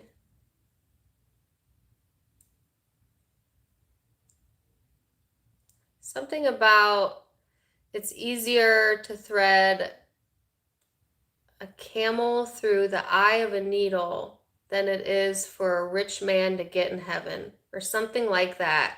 It's a really old school saying. My grandmother used to explain the story to me when I was little, and she was a very devout Baptist in southern Kentucky. That gives you an idea.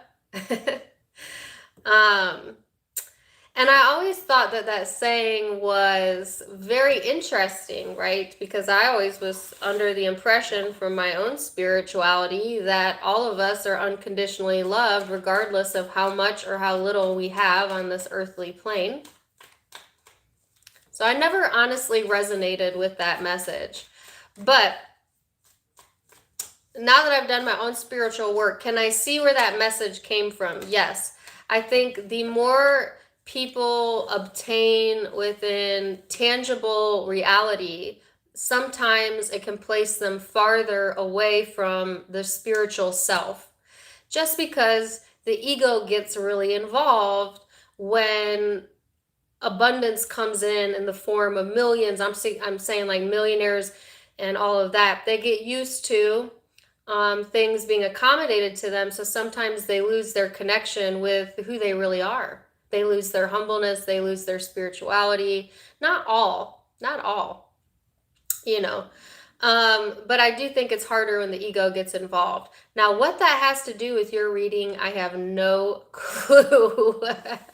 Other than maybe some of you were brought up with that same way of thinking.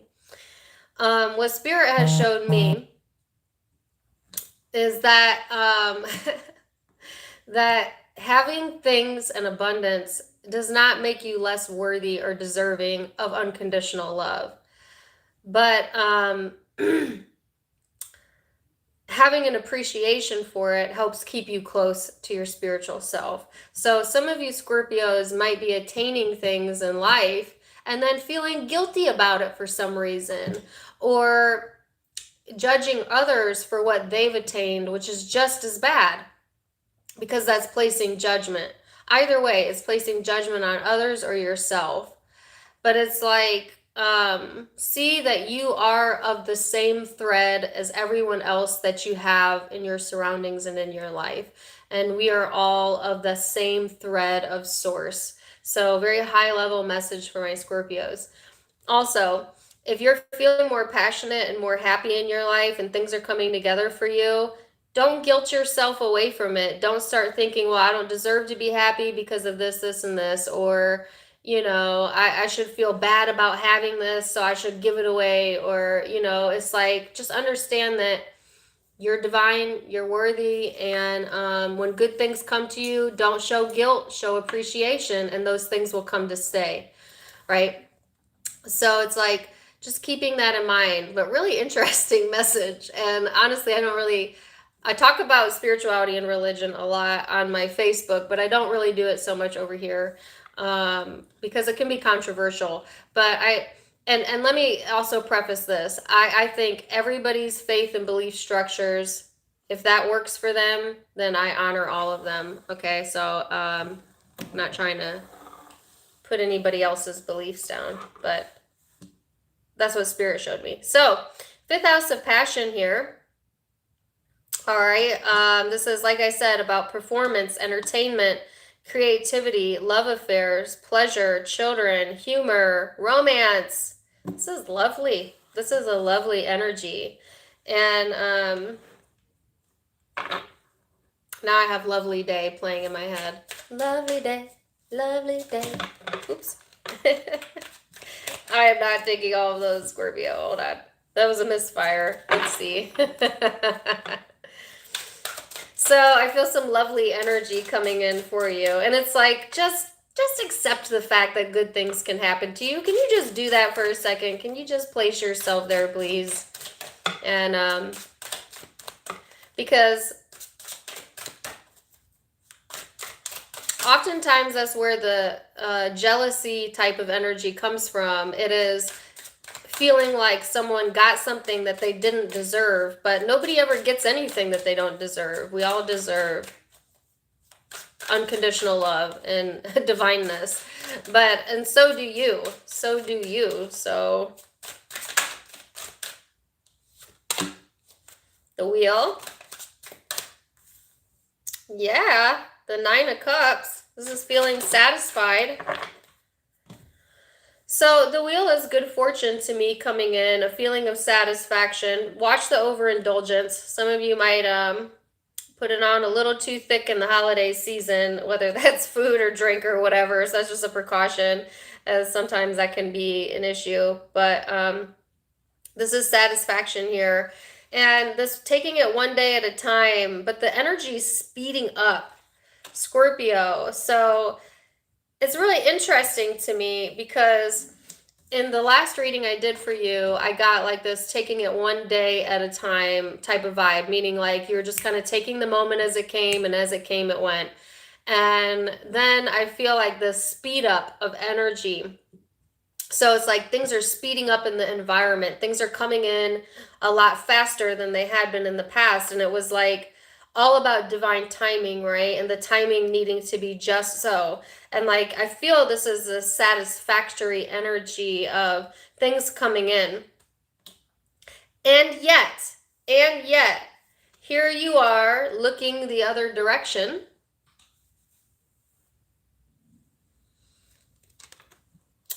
Here you are looking the other direction at times about something that's already come to pass. Or it's that sense of like, well, this is coming in, that makes me feel good, but what about that? You know, is that going to come in too? Or like, and then some of you may feel greedy for wanting it all, but you deserve it all. So don't let that emotion get in your way. But it's just like this sense of like, maybe because of old habits of thought that you always look towards, okay, but what is the next shoe gonna drop? And sometimes, Scorpio, I'm just gonna keep it real with you, you can be very pessimistic. Now if you ask a Scorpio if they're being pessimistic, they will say, no, I'm being realistic. But whose reality is that you're comparing realism to? Because a lot of times people who say they're realistic are actually pessimistic. So it's okay to be a little bit optimistic in the energy and to allow that to come in, because I think some of you have developed a bad habit of like, yeah, that's going my way, feeling good about that, but what about that? You know, but what about that? When is that shoe gonna drop? Or when, you know, is this thing that did not go my way, what about that? How come that went wrong? And then getting hyper focused over in that direction, right? And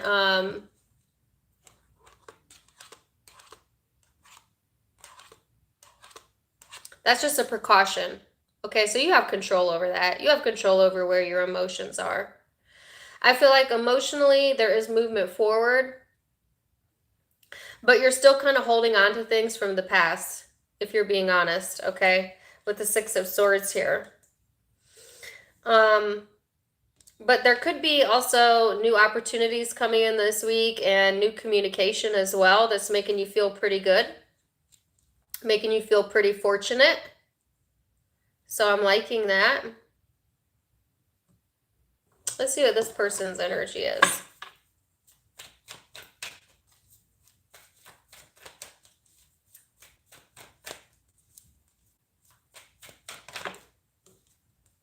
Seven of Wands in the reverse. Ace of Wands in the upright. So this person has let their guard down. If this person had been, you know, defensive or wanting a battle or wanting to fight or whatever this is, they're leaving that in the past, leaving that energy alone, turning their back or walking away from that emotion even. And then there's new passion coming in on this person's side, new intensity, a strong desire. And there is a red bird in this depiction, which is like a freedom type of energy. And it's like, okay, I have a strong desire towards letting things go and establishing more freedom in my life. And that could be this person's stance. It's a very passionate energy. So there may be a heavy attraction in the relationship or a lot of intimacy involved here with the passion showing up. The passion could be reigniting within this relationship, you know, because somebody's not being so argumentative anymore. And so it allows for more passion or new energy to come in. They may be getting revitalized in the energy as well. So I actually feel good things coming in on their side and your side, and it has to involve passion, or it involves passion or feeling more passionate about life. So that's why it doesn't make sense, Scorpio, then to look at this one area that got away from you, because I heard that. Something that got away.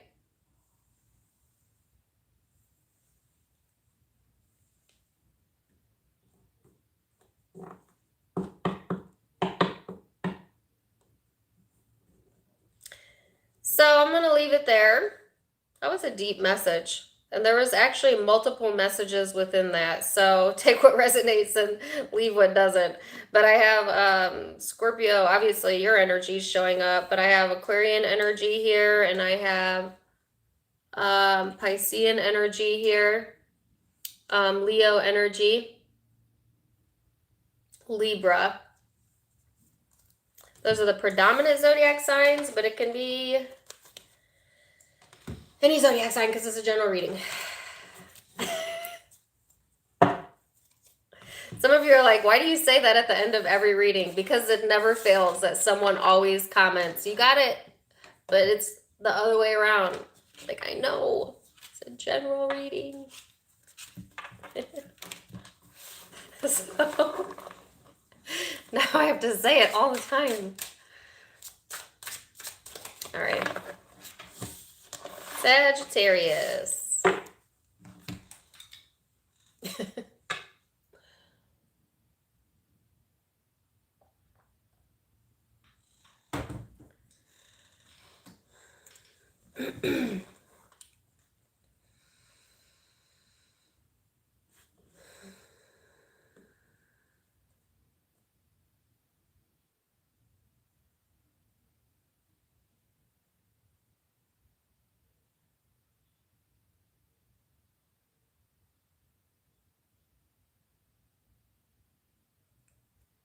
That was fast. So I immediately got the term, and it's from Abraham Hicks, and she says, and are you refreshed? She says it like the beginning of all of her podcasts. And then interestingly enough, I got an image of Rocky and Bullwinkle, the cartoon. Yeah. So I don't know if that is significant, that cartoon is significant to you, but the symbolism of it is that there is like a refreshment coming in the energy, a refreshing of your energy. And like almost like this childlike, cartoon-like type of vibe coming in where Sagittarius, you're feeling more replenished, or you will be this upcoming week or during the lunar eclipse. But it's like, have you had your fill? Have you had enough? If so, it's time to be refreshed. So I just feel that message coming through. Also, y'all know I have a love relationship with Abraham Hicks. I mean, not literally, but I just love her. And FYI, I also channel Abraham as well. So, and you have the 5th house of passion here, Sagittarius. So this is Leo energy. Some of you could be connecting with Scorpio. They just had this. But it's about performance, entertainment. Yes, this is all about children, childlike things, humor, romance, love affairs, you know, even play, playfulness.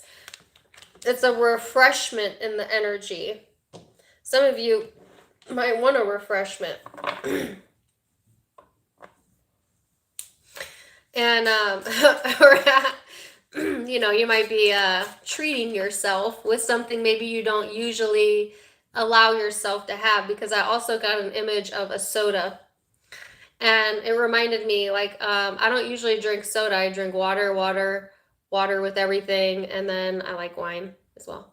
But I treated myself to a soda actually on Friday. I have Sagittarius in my chart.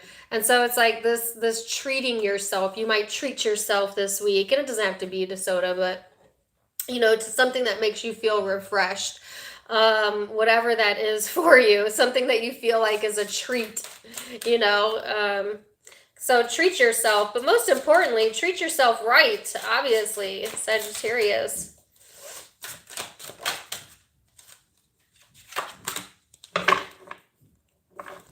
Three of Pentacles. Whoa! Okay.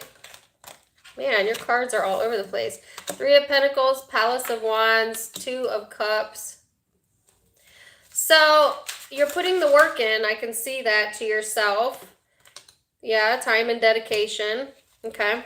And I feel like for a lot of you, it's within the home or your creative pursuits, whether that's career or work or money or investments.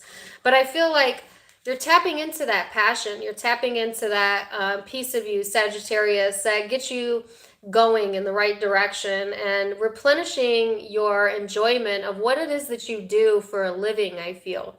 Okay.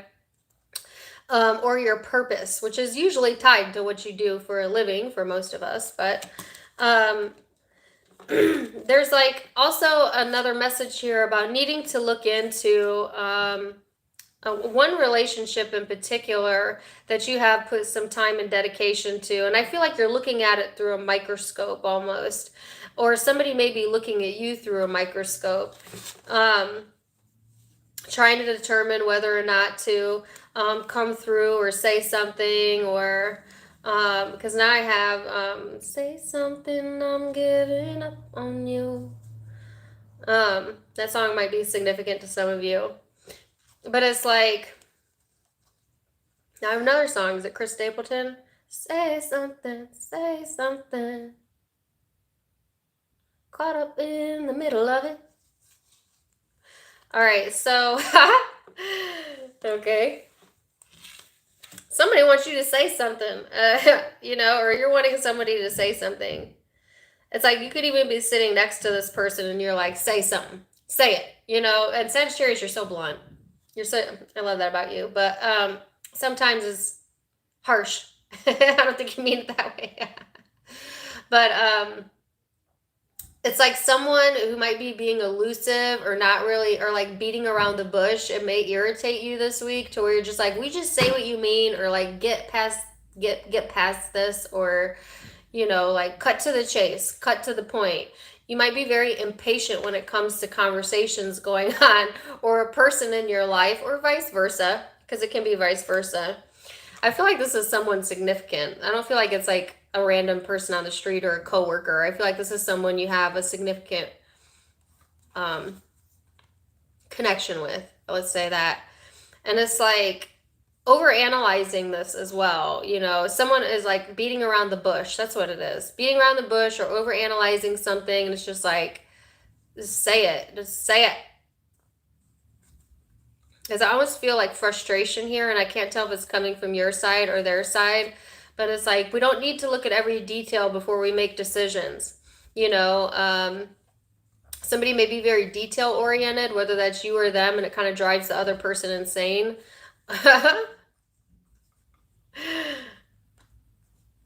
And yet I don't get a serious energy about this. I get a playful energy about it. You know, so even if it is a serious connection, I feel this week you're being more playful with it, or they are, or it's like you're not taking it as seriously as maybe you would have in the past. That could be what it is. And that's because you're feeling replenished. So it's easy to laugh things off when we feel replenished, right? But, you know, I'm not really going to tell this story. Here's a good example. This is an example. I'm not saying this is going to happen. I just wanted you to get a feel for what I'm feeling. I went to a resort not too long ago, and I was having just the best day, the best time of my life. And as I'm getting into the pool, out of nowhere, a very real and thick football came barreling at me and almost knocked me over. It definitely knocked my glasses off and put a nice little red mark on my head. So what happened is there was kids playing around the pool, and they were playing football, and it got away from them, and it barreled me right in the head, almost knocked me out. Now, because I was having such a great day, I was able to laugh it off. You know, once I realized what happened, you know, and that I wasn't seriously hurt, and they were just kids, it was easy for me to just be like, oh my God, that's so funny, also embarrassing, but laugh it off. Did not ruin my day, did not skip a beat. I ended up going over and talking to the mom, and we laughed about it, and it was fine. Now, had I been in a bad mood or maybe in a bad space in my life, and I was really needing that pool to make me feel relaxed, and then I got in there to relax, and I got barreled in the head with a football, do you think my response would have been the same? Probably not. I probably would have been pissed off. Because that's where Because our reaction to life is only ever a reflection of where we are emotionally at that time. So that's why I feel, long story short, that your emotional reaction is different this week because you're feeling more replenishment and emotional well-being yourself. So things that used to irritate you or you would take really seriously, you may find funny. You may find it funny, you know? If not funny, you're just not letting it get you in the dumps. How about that?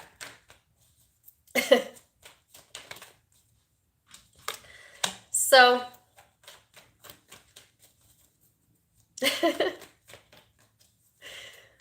all right, let's see this person here. Two of Wands, Page of Pentacles, Seven of Wands in the reverse, Six of Wands in the reverse. Yeah, I heard bad press. I don't know what that's about. This person may be worried about bad press. I don't know if they're famous or something, or that's like for one of you. This person's got a lot of closed off energy, and I feel like, you know, this could certainly be the person that's over examining things, overthinking things. And I feel like they're trying to like play something through in their mind, or they're looking towards the future, but then looking towards the past. They're totally in a different direction than you are. So I could see why it would be easy to get really serious and upset and frustrated with this person. But it's just like, I feel your stance is say something. It's like, get off the pot. What is it? Oh, I can't say. Shit or get off the pot. I said it anyways. You know, at least this week, where it's like, okay, if you're going to be closed off, then I'm going to go do my thing over here. And you stay closed off on your own because I'm going to do my thing over here, you know, and not letting that impact where you're at emotionally, where I feel like usually it would suck you in. This person feels like a lack of attention coming from your side, but then they're ignoring you. So it's like not being open to you and then being mad because you're not open towards them. Does that make any sense? Or ignoring you and then being mad that you're not giving them attention. You know, not acknowledging other successes and then being mad because success isn't coming in for them. It's a contradictory energy. And it's like on the other side of that is opportunity. I heard equal opportunity, movement forward, you know, standing for something they believe in, and success, which is still available to them if they can get out of their own way. This person's very much focused in two different directions, and neither serve them. See, what they're wanting is they're wanting a reaction out of you that they're not willing to give you. And that's not how it works. It's like trying to put two magnets together when they're faced in the opposite direction. It just pushes you further away, you know? So yes.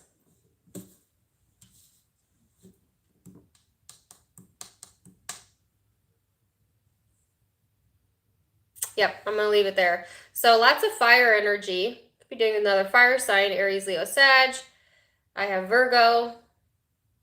I felt Scorpio, Leo, Virgo again. Those are the primary zodiac signs I'm seeing.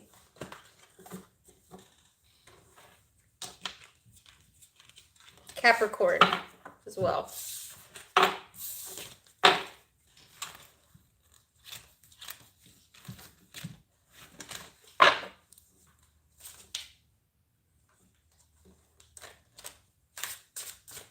Don't forget to give me a like if you're in here. Please and thank you. All right, Capricorn.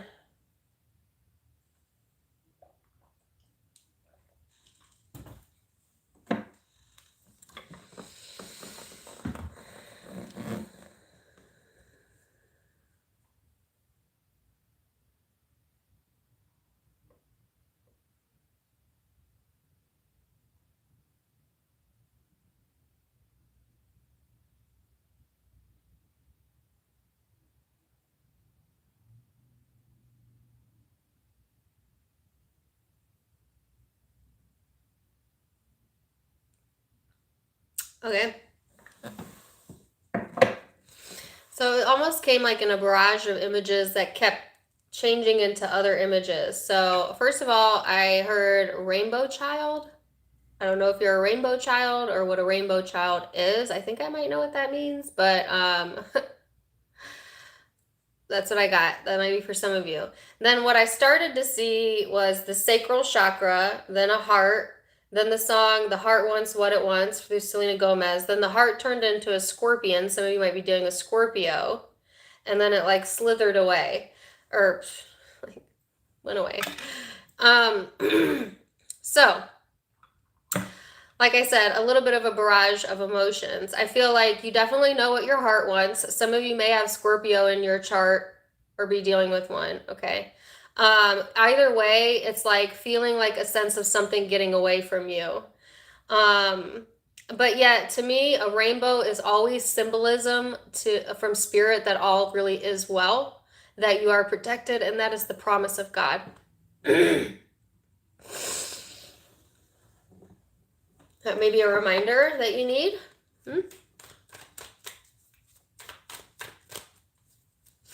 So,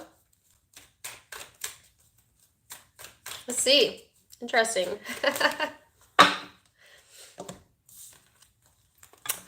Eighth house and Leo energy. Eighth house is Scorpio energy. You got Leo energy here too. Could be dealing with either or, have that in your chart, or both. If not, then it's just the influencing vibe. So this is highlighting intimacy and love. Period. It's about also investments though, and contracts. It is definitely highlighting the sacral chakra, which I also got highlighted for Libra. All of a sudden I'm having trouble talking. Hold on. And the eighth house is Kundalini energy.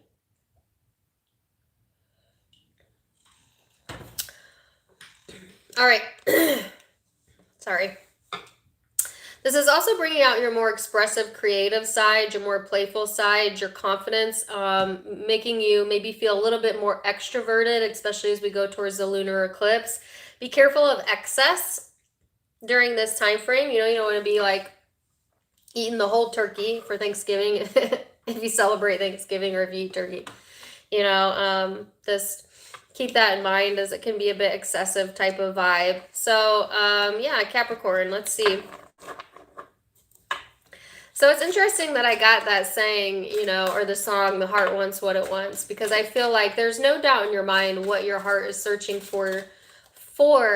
And, you know, the rainbow is a promise of the universe. So it's almost like a symbolism of faith, needing to have faith that there's more than what your eyes can see and your fingers touch and your nose smell, that there is a whole other non-physical energetic universe at play and with you at all times, that spirituality is not just a concept, but it is the truth, whether you can perceive it or not. Some of you might be diving into spirituality, doing energy work. You might be into it yourself, or seeking out more knowledge in regards to that. You know, waking your own intuitive abilities up, possibly, because also the eighth house is about psychic abilities and intuition. So, Four of Cups. Not been feeling the best, eh?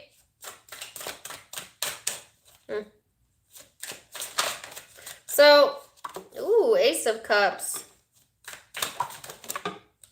The Tower and the Death card. Okay, for some of you, it's definitely a Scorpio. Or you got Scorpio somewhere in your chart, or it is Scorpio season. So this could be like a message that's going to play out before Scorpio season is done. Is Scorpio season done already? I don't remember when it ends. Or maybe this played out in that season. I'm not sure. Or in the 8th month.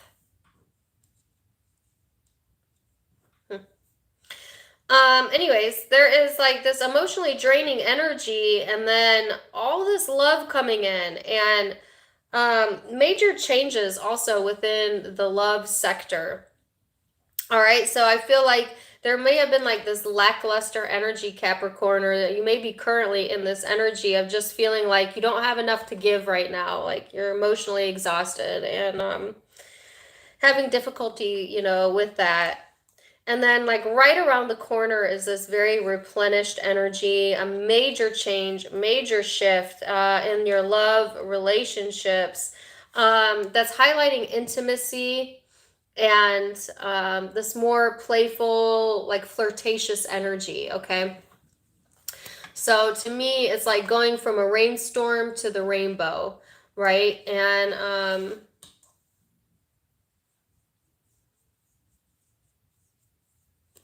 some of you just need to be reminded that there is a rainbow that comes after every storm, because some of you are stuck in the storm emotions. The holidays might really bother you, okay?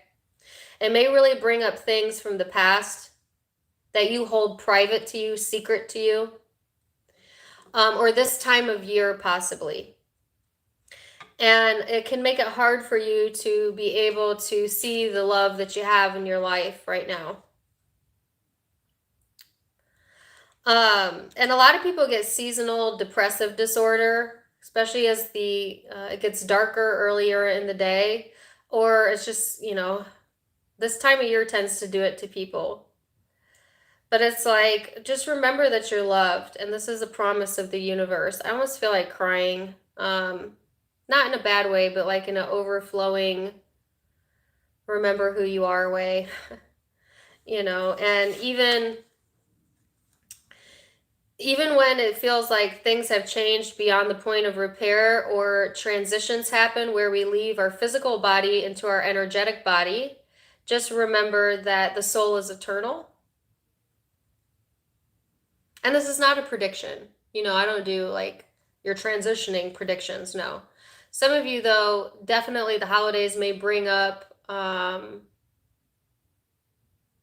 either issues you haven't laid to rest, or some of you may have had significant transitions in your life, or people transition during this time frame, or you think of, past relatives or past loved ones a lot during this time frame, and it tends to bring your energy down a little bit. But it's because you're thinking of it as a loss, and Spirit wants to remind you of the promise of the universe, which is the rainbow, which is nothing is ever lost, all is really well, you are eternal, and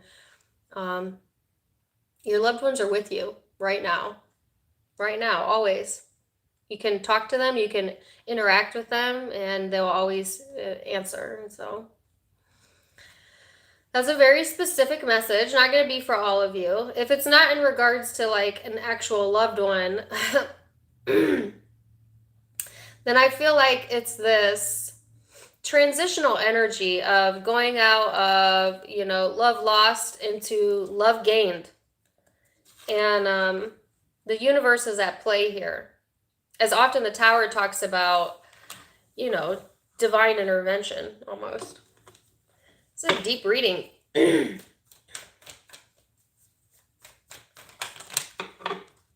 Person you're dealing with. 2 of Pentacles, the Hangman. 9 of Pentacles, 5 of Swords. So, if this person's been going through this vacillation, or back and forth with how they're thinking about something, I just feel like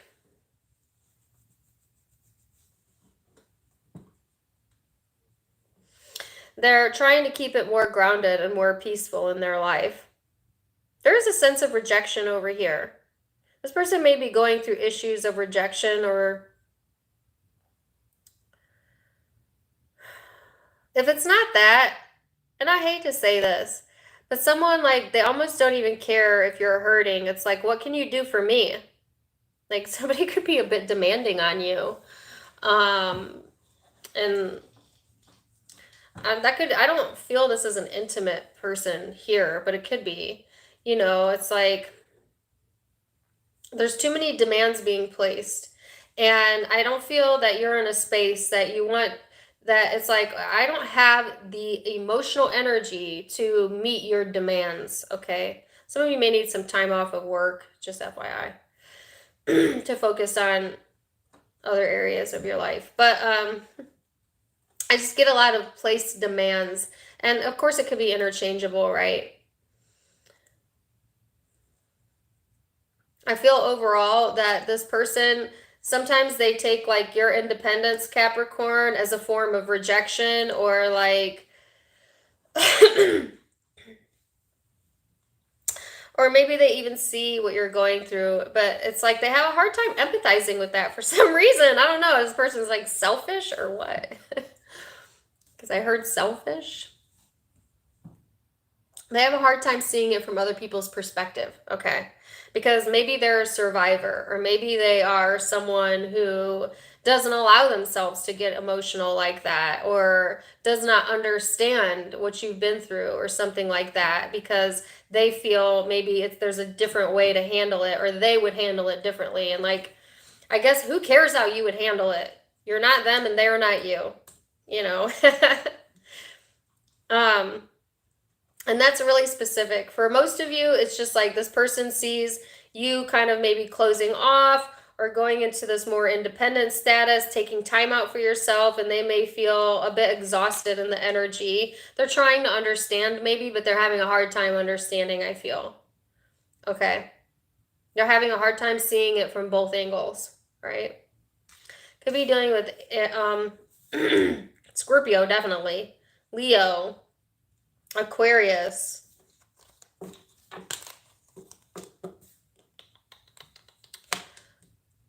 Pisces. And maybe another earth sign, Capricorn, Virgo, Taurus. But give me any zodiac sign. It's a general reading.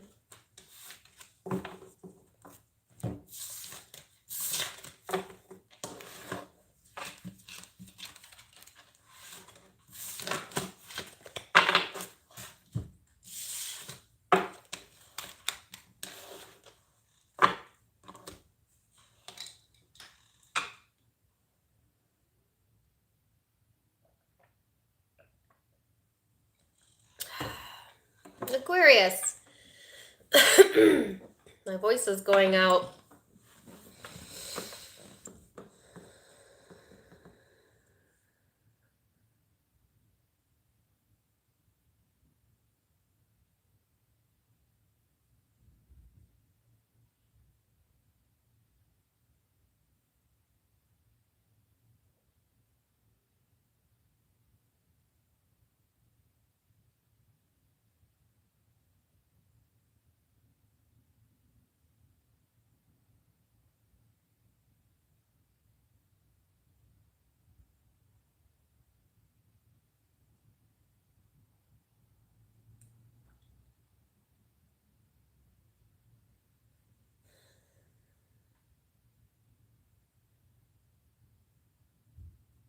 Okay, so I got an image of what looked like light fractals coming down, and then it turned into a sword, which is the Ace of Swords, which is clarity, new information, downloads, intuitive thinking, and then I got a song in my head.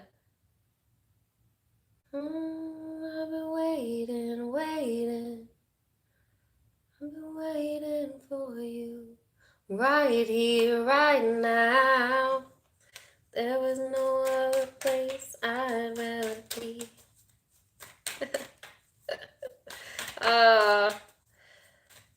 You know, there's a wide variety of songs, but for some reason I get repeating songs. And they're not even songs that I listen to. I don't know if my spirit guide likes 80s and 90s music, because I promise you I don't listen to 80s and 90s music.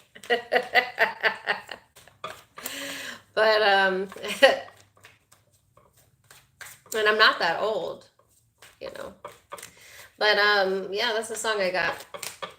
So I just feel like if you've been waiting on like clarity or information or a message even, it's right here, right now, or someone is waiting for that, whether that's you or they. But I felt it being delivered actually through the subconscious mind first, and then pulled down into the tangible. So, Virgo energy here. This is, you could be dealing with one, or that could just be the influencing vibes. This is very methodical, aligned. That's what it was. Alignment, aligned. It's a very aligned energy, okay? Things are aligning for you. That's what it is. So I feel like there's something that was in thought form, Aquarius, that is aligning in the energy and being pulled down, okay? I feel. Especially particularly during the lunar eclipse time frame, but the timing will be different for all of you. But I just feel like there's insight coming in, all right? Because this is a very insightful energy. This is also focusing on your physical health, all right? And refining some of your habits. And there's a couple zodiac signs that I think are prone to bad habits, and it's all of the fixed signs. And Aquarius, you're a fixed sign. So because of that fixation in the energy, if you get hold of something you like, then you tend to like it all the time. And so you get fixated on bad habits even more often than, say, a mutable or cardinal sign would. And that's true for all the fixed signs. So working on some habits, some daily habits, some bad habits you may have picked up along the way. And also loving yourself, okay, through that process, because there's no sense in guilting yourself for any quote-unquote bad habits you might have picked up. That's not going to help. But I just feel like no major changes, just a little bit of refinement maybe in your daily sleep patterns or daily health patterns for some of you. You may be wanting a little bit more solitary as well during this time frame, or a little bit more solitude, I should say. And now I have an image of Solitary, which is a card game, which used to be my favorite card game to play when I was a teenager. Good game to play when you're in solitude as well.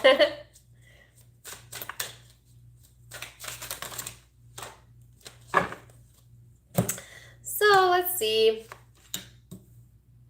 Knight of Wands, Seven of Wands, Palace of Swords. Wow, that's a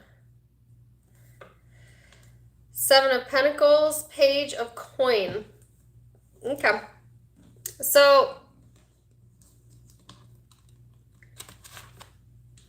I feel like Aquarius, don't jump to any conclusions during this time frame before you get all of the information. Because some of you are, jumping to conclusions about things and maybe taking some action in areas that aren't going to be fruitful for you. So it's like, use your energy wisely, okay? Because you might get all fired up and feel like you need to go into defense mode when truthfully it's all good in the neighborhood. You know what I'm saying? So be careful with that.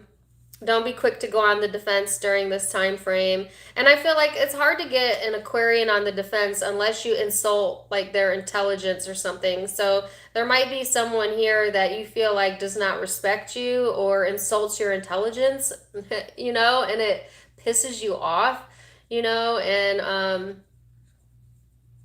when I think in reality, it's maybe your perception. Maybe this person is just genuinely trying to understand or connect with you, but you feel like it's not coming from a good space, or it's getting you, or like maybe you feel they're defensive, so you get defensive, so that's just a caution or like a side note. I don't know. And this could be related to a Virgo or a fire sign in particular. Not everybody has to subscribe to your school of thought, Aquarius. But with the Palace of Swords, so the Palace of Swords is the Ace of Swords in this deck. It's like the Ace of Swords on steroids. So I feel like you are definitely very clear, and maybe that's what it is. Somebody may be trying to tell you that like you don't know what you're talking about, and absolutely without a doubt that is the truth. So it may feel like, or do you think I'm stupid? I know, because you're seeing it as the Ace of Swords. So that could be going on. Then there's this energy here of I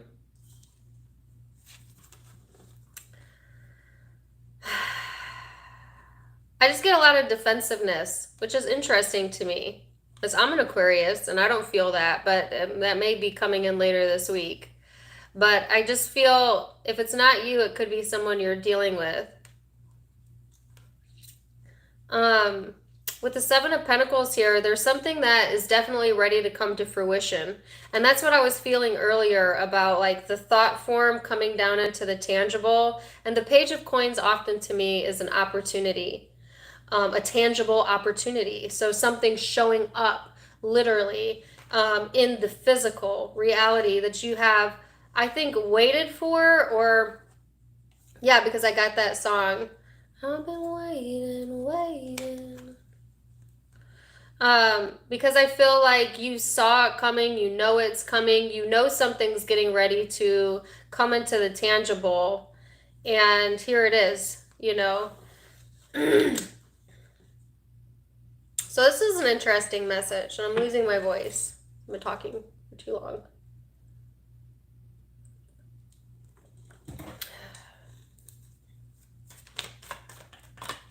So person you're dealing with is the Fool. The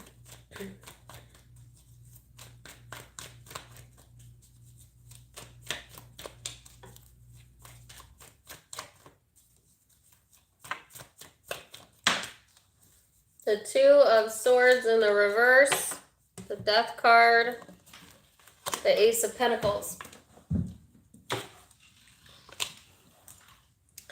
So yeah, I feel Aquarius. There is, you know, someone's getting ready to make some changes over here in the energy, and they may feel like you don't see it coming, but I feel like you already know what it is. Again, because your intuition has already showed it to you, right? So also, if there's been uncertainty in this person's energy about what direction they wanted to go in life or what direction they wanted to go with you, they're absolutely certain or coming to that certainty during this time frame, okay? And there's there's like an ending and a new beginning back to back for this person. So, oh my gosh, I cannot talk. It's driving me nuts. Hold on. It's right here. This person is going through literally night and day changes. Like having a new beginning, ending, new beginning. Like that. It's after they take some sort of leap of faith or make some changes in their life that they were uncertain about, I think, for a long time. Maybe uncertain how they feel, uncertain if it was the right time, yada, yada, yada. You may have been telling this person this whole time that you saw what was up, or, you know, they didn't believe you or something. But then now here are the changes. That's not for all of you, but I just feel like whatever the uncertainty was, that's dissipating, and then it's like that, a change, and new opportunities showing up for this person, new commitment, right after an ending of some sort in their own life, after they take a leap of faith. So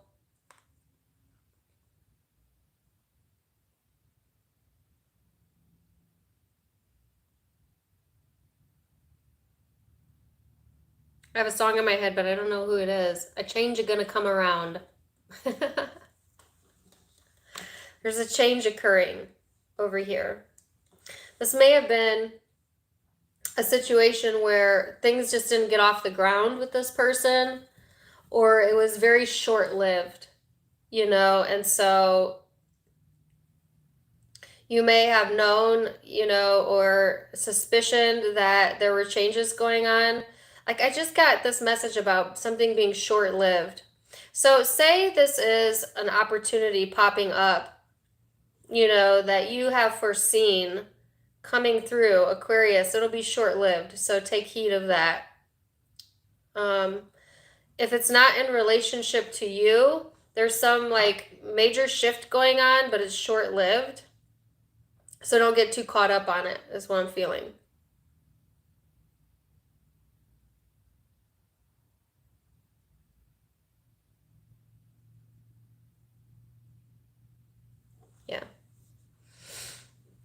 That's an interesting message. I don't think I've ever gotten that from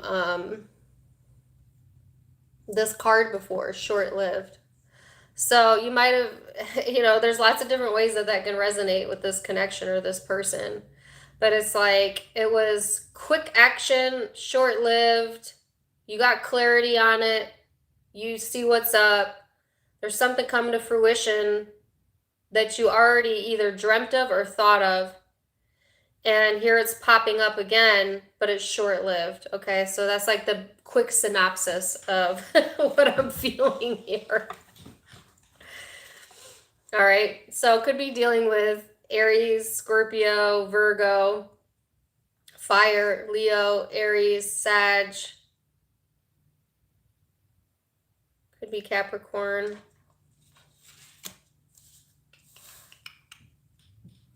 Yeah, Taurus. Those are the predominant zodiac signs I see.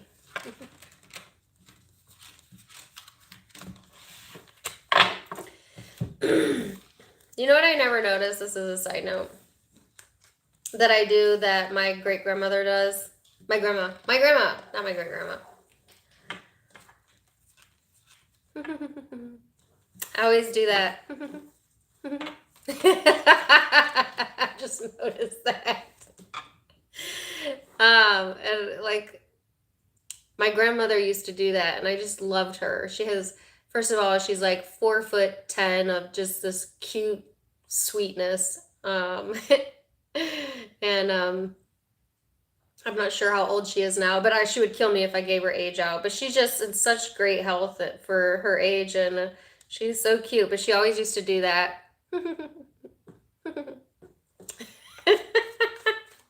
And I just noticed that I do that. When I was little, I'd be like, how is she so cute?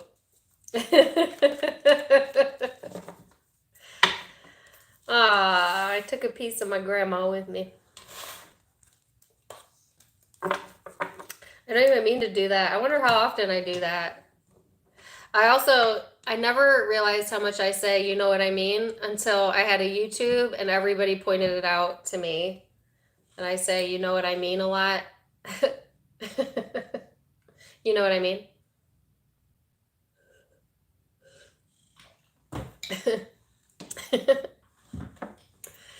They're like little idiosyncrasies, you know. I don't know why I told you guys that. ADD. Pisces.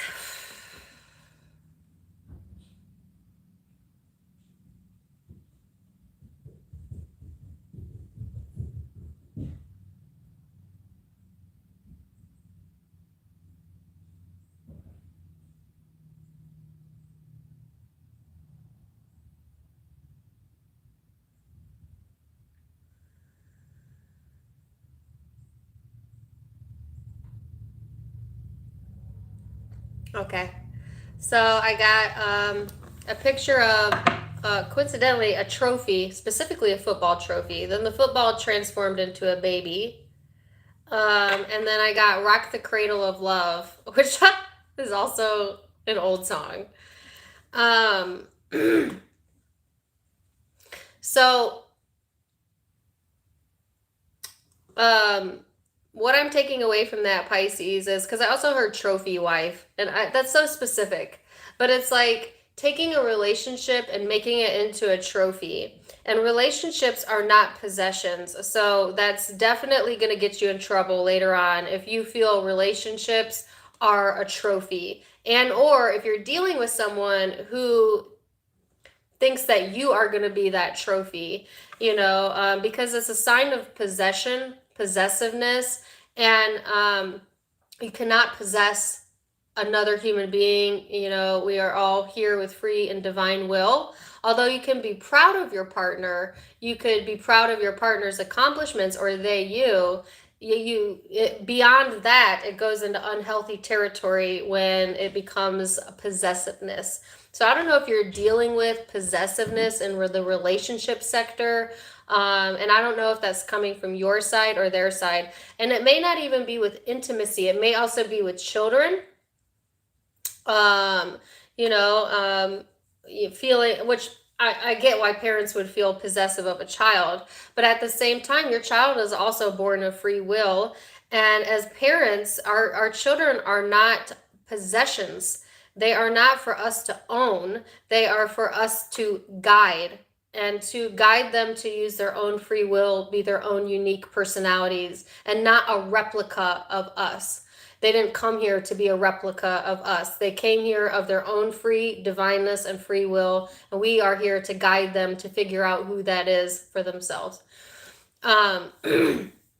So I don't know if a parent needed to hear that, or a lot of times too, parents who are possessive over their children also find themselves in possessive relationships because it's an issue with the way that they think about love, because they think about love as something that is to be owned as opposed to something that is to be appreciated.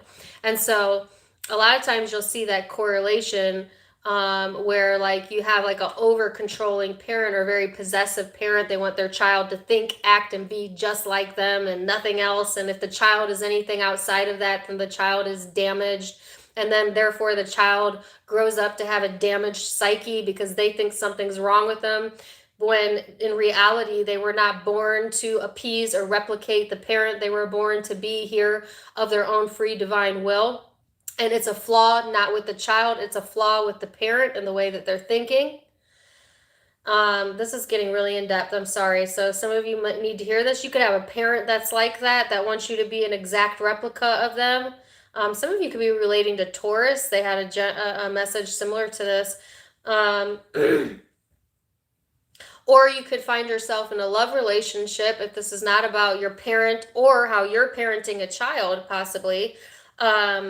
It could be in regards to relationships. You have a possessive partner, and likely that partner grew up with some sort of upbringing that surrounded itself with possessiveness, whether the parent being too possessive or that being taught within love relationships for that person that you're connecting with. So I feel like this is like a high level understanding of how it works.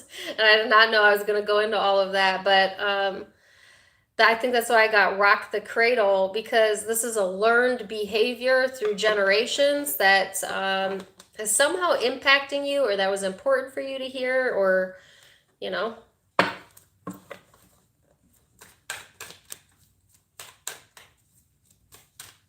Possessiveness, I guess, would be the key word during this time frame. Watch that for that. Watch it in yourself. Watch it in others. Something like that. So you have the complexity card, the revolution card, and action, which is Mars, Scorpio, Aries energy as well. So all this energy running through me right now. I feel like there's a situation or a person here that irritates you because they contradict themselves. They say, like, they want freedom. Okay. You may say I'm a dreamer, but I'm not the only one. I don't know if that song is significant. They say they want something, but then they contradict themselves and how they are in their own lives. Like, you know what I'm saying? It's a very contradictory energy. And it could be you, it could be them. There's some sort of breakthrough or insight or awakening type of energy that's freeing you up, though. All right. And then this very impulsive, very desirous energy coming through that's really motivating your willpower. Be careful with impatience or anger, you know, during this time frame, because the energy is a little bit of like expect the unexpected. So I don't feel like Pisces are like an angry zodiac sign, unless you have like a fire moon or rising. But in general, you tend to keep a calm demeanor, even if you're feeling rage inside. But I just feel like that may be a bit hard for you to put a lid on if someone is being very contradictory towards you, or you have a very strong opinion or something you're feeling, you know, and it's like an exercise of willpower and self-control almost, you know, because it's a very erratic energy.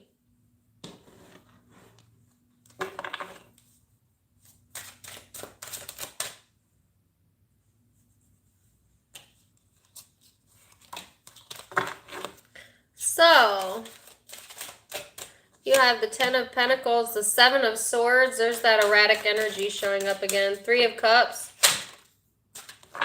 the Magician. So, there is some sort of false foundation here, or insecurity about something that you think is really solid. This is contradictory. This is feeling secure and then absolutely feeling insecure. And like I said, I can't tell if it's coming from your end, Pisces, or whoever you're connecting with, but your energy is connected to them, so it's all connected and it's all relevant. But there's like insecurity with feeling secure. You know, I think there's a fear process going on, or like you might be fearing like your security is going to be taken from you, or you know, if you act a certain way or you do something that's outside of maybe what the expectation is of you, that you'll lose that sense of security. But the sense of security should say it all. It's a sense, meaning it's a thought, it's an emotion. It's not a place, it's not a thing. And when you also think of security, you think of possessions, that someone has the ability to take something from you. And this could be deriving from the message earlier about what you were taught about relationships and possessions, you know, or maybe your own experience with that, you know, showing up for you in the tangible environment where somebody kind of took that sense of security for you, or you felt that way. So that fear could be showing up for whatever reason. The good news is there's the Three of Cups, the Magician. So things are going to come together, you know, in a natural way. Let go of this, whatever this fear-based mentality is, right? And just know that your security is within you, all right? And as long as you're secure, have faith, because the universe will always make sure that you're secure in the physical environment as well. It does require faith, which may be something you've been lacking, you know, or had trouble with in the past. But I feel like either way, there's emotional support in the energy. There is something coming to fruition here with the manifestation card, you know, having all of the tools that you need in order to push something forward. There might be reasons to celebrate this week. There might also be a bit of indulgence or overindulgence, you know, everything in balance, Pisces. There might even be reconciliation here if that's something that you've been looking forward to. But I get the sense of like people coming together that want to support you, okay? Or you having the emotional support available to you within the environment. And there's not really this need to be insecure, even though I see it showing up. Let's see who you're dealing with.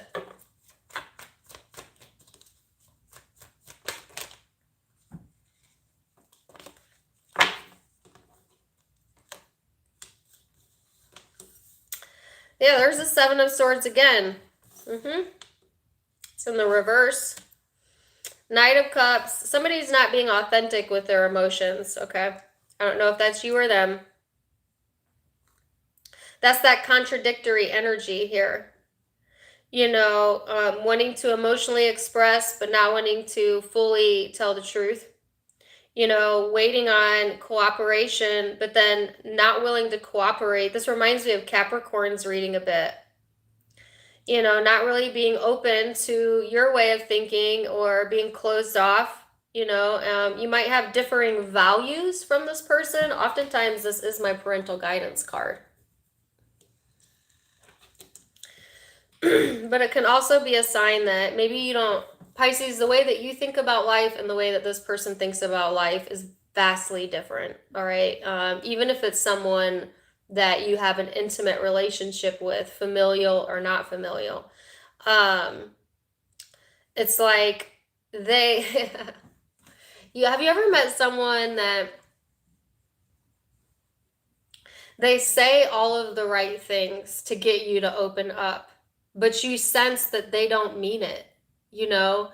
Like I feel like someone will say, This is very interesting, so I'm going to get really specific. I was watching this because I feel like you can understand what I'm saying. I was watching this Netflix series, and it's about this very religious family that lives in Georgia. Can't remember the name of it now. It's new on Netflix. And it intrigued me because I like documentaries. And the mother was very, very, very, very much involved into how she thought life should be and what worked for her. And she did have a happy life, and she did the best she could. And they have all these children, and they wanted to raise all of their children to be exactly like them. They had like 7 or 8 children. Coincidentally, all the children looked identical, which was kind of creepy. Like they all looked identical. But they were all very unique. Every single child was unique. Even though they all looked the same, they all had unique personalities. Now, the mother was really struggling in particular with the oldest son because he married a female that was outside of what she believed. She was living a life that the mother believed was wrong because it didn't adhere to what mom believed life should look like. That's called closed-minded thinking, y'all. That's thinking my way is the only way. That is called conditional love. That's also called judgment. And all of the things that this mother thought that she didn't stand for, because she often spoke to the child and said, but I love you. And she would say things to his wife. She would say, I'm so open with you and I'm understanding with you. Why don't you like me? Or why are you so offstandish? And the son and his wife were like, because we feel it's not authentic. Like underneath that nice face, they felt the judgment. It didn't matter what mom said. They felt the judgment because you can feel others' emotions. You could feel what they mean. You know, most people don't hear what you say. They hear what you mean.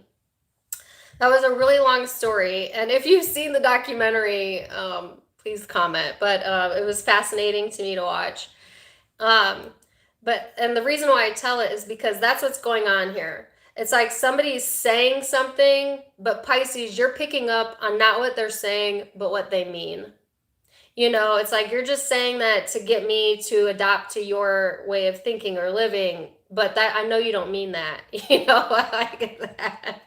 Like your core values may be very different, you know, on a very deep level. And no matter how authentic this person or you, because it can be flipped, try to be, it comes off inauthentic, and that's because they don't really mean it, or you don't really mean it, and you know you don't, you know. It's like you can't fool energy. So some of you are dealing with a situation like that, and like I said, it could be intimate. I gave an example of mother-daughter, but it doesn't have to be. It could be intimate, it could be with your parents, it could be with your own children, it could be anything in your life. But I just get like you pick up the inauthenticity. That's what it is. And it drives a wedge, right? That was a really long reading. I hope that made sense to you. I feel like either way, things are going to come together though. So it's okay to have difference of opinion. You can still love someone and not be of the same school of thought, you know? But you just got to be authentic with your emotion.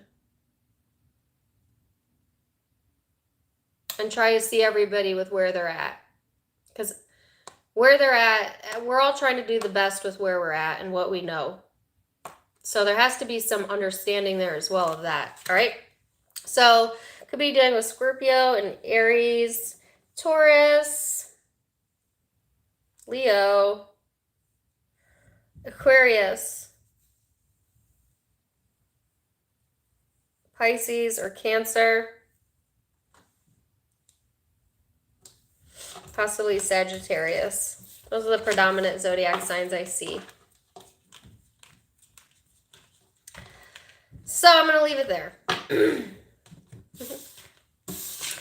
I hope you guys enjoyed that. I am going to continue to put out the you versus them I like to do them when I feel good. I don't do them on a schedule, but don't ever fear because I have never missed any zodiac sign. I do all 12, so hopefully they'll be out before Thanksgiving, the remaining 6 that aren't out yet. So be patient with me. And otherwise, thank you for your support and love, and thank you for showing up today in the chat, and thank you for my likes, and thank you for a super chat if you gave one. It means the world to me, and happy holidays for those of you who are going to be celebrating.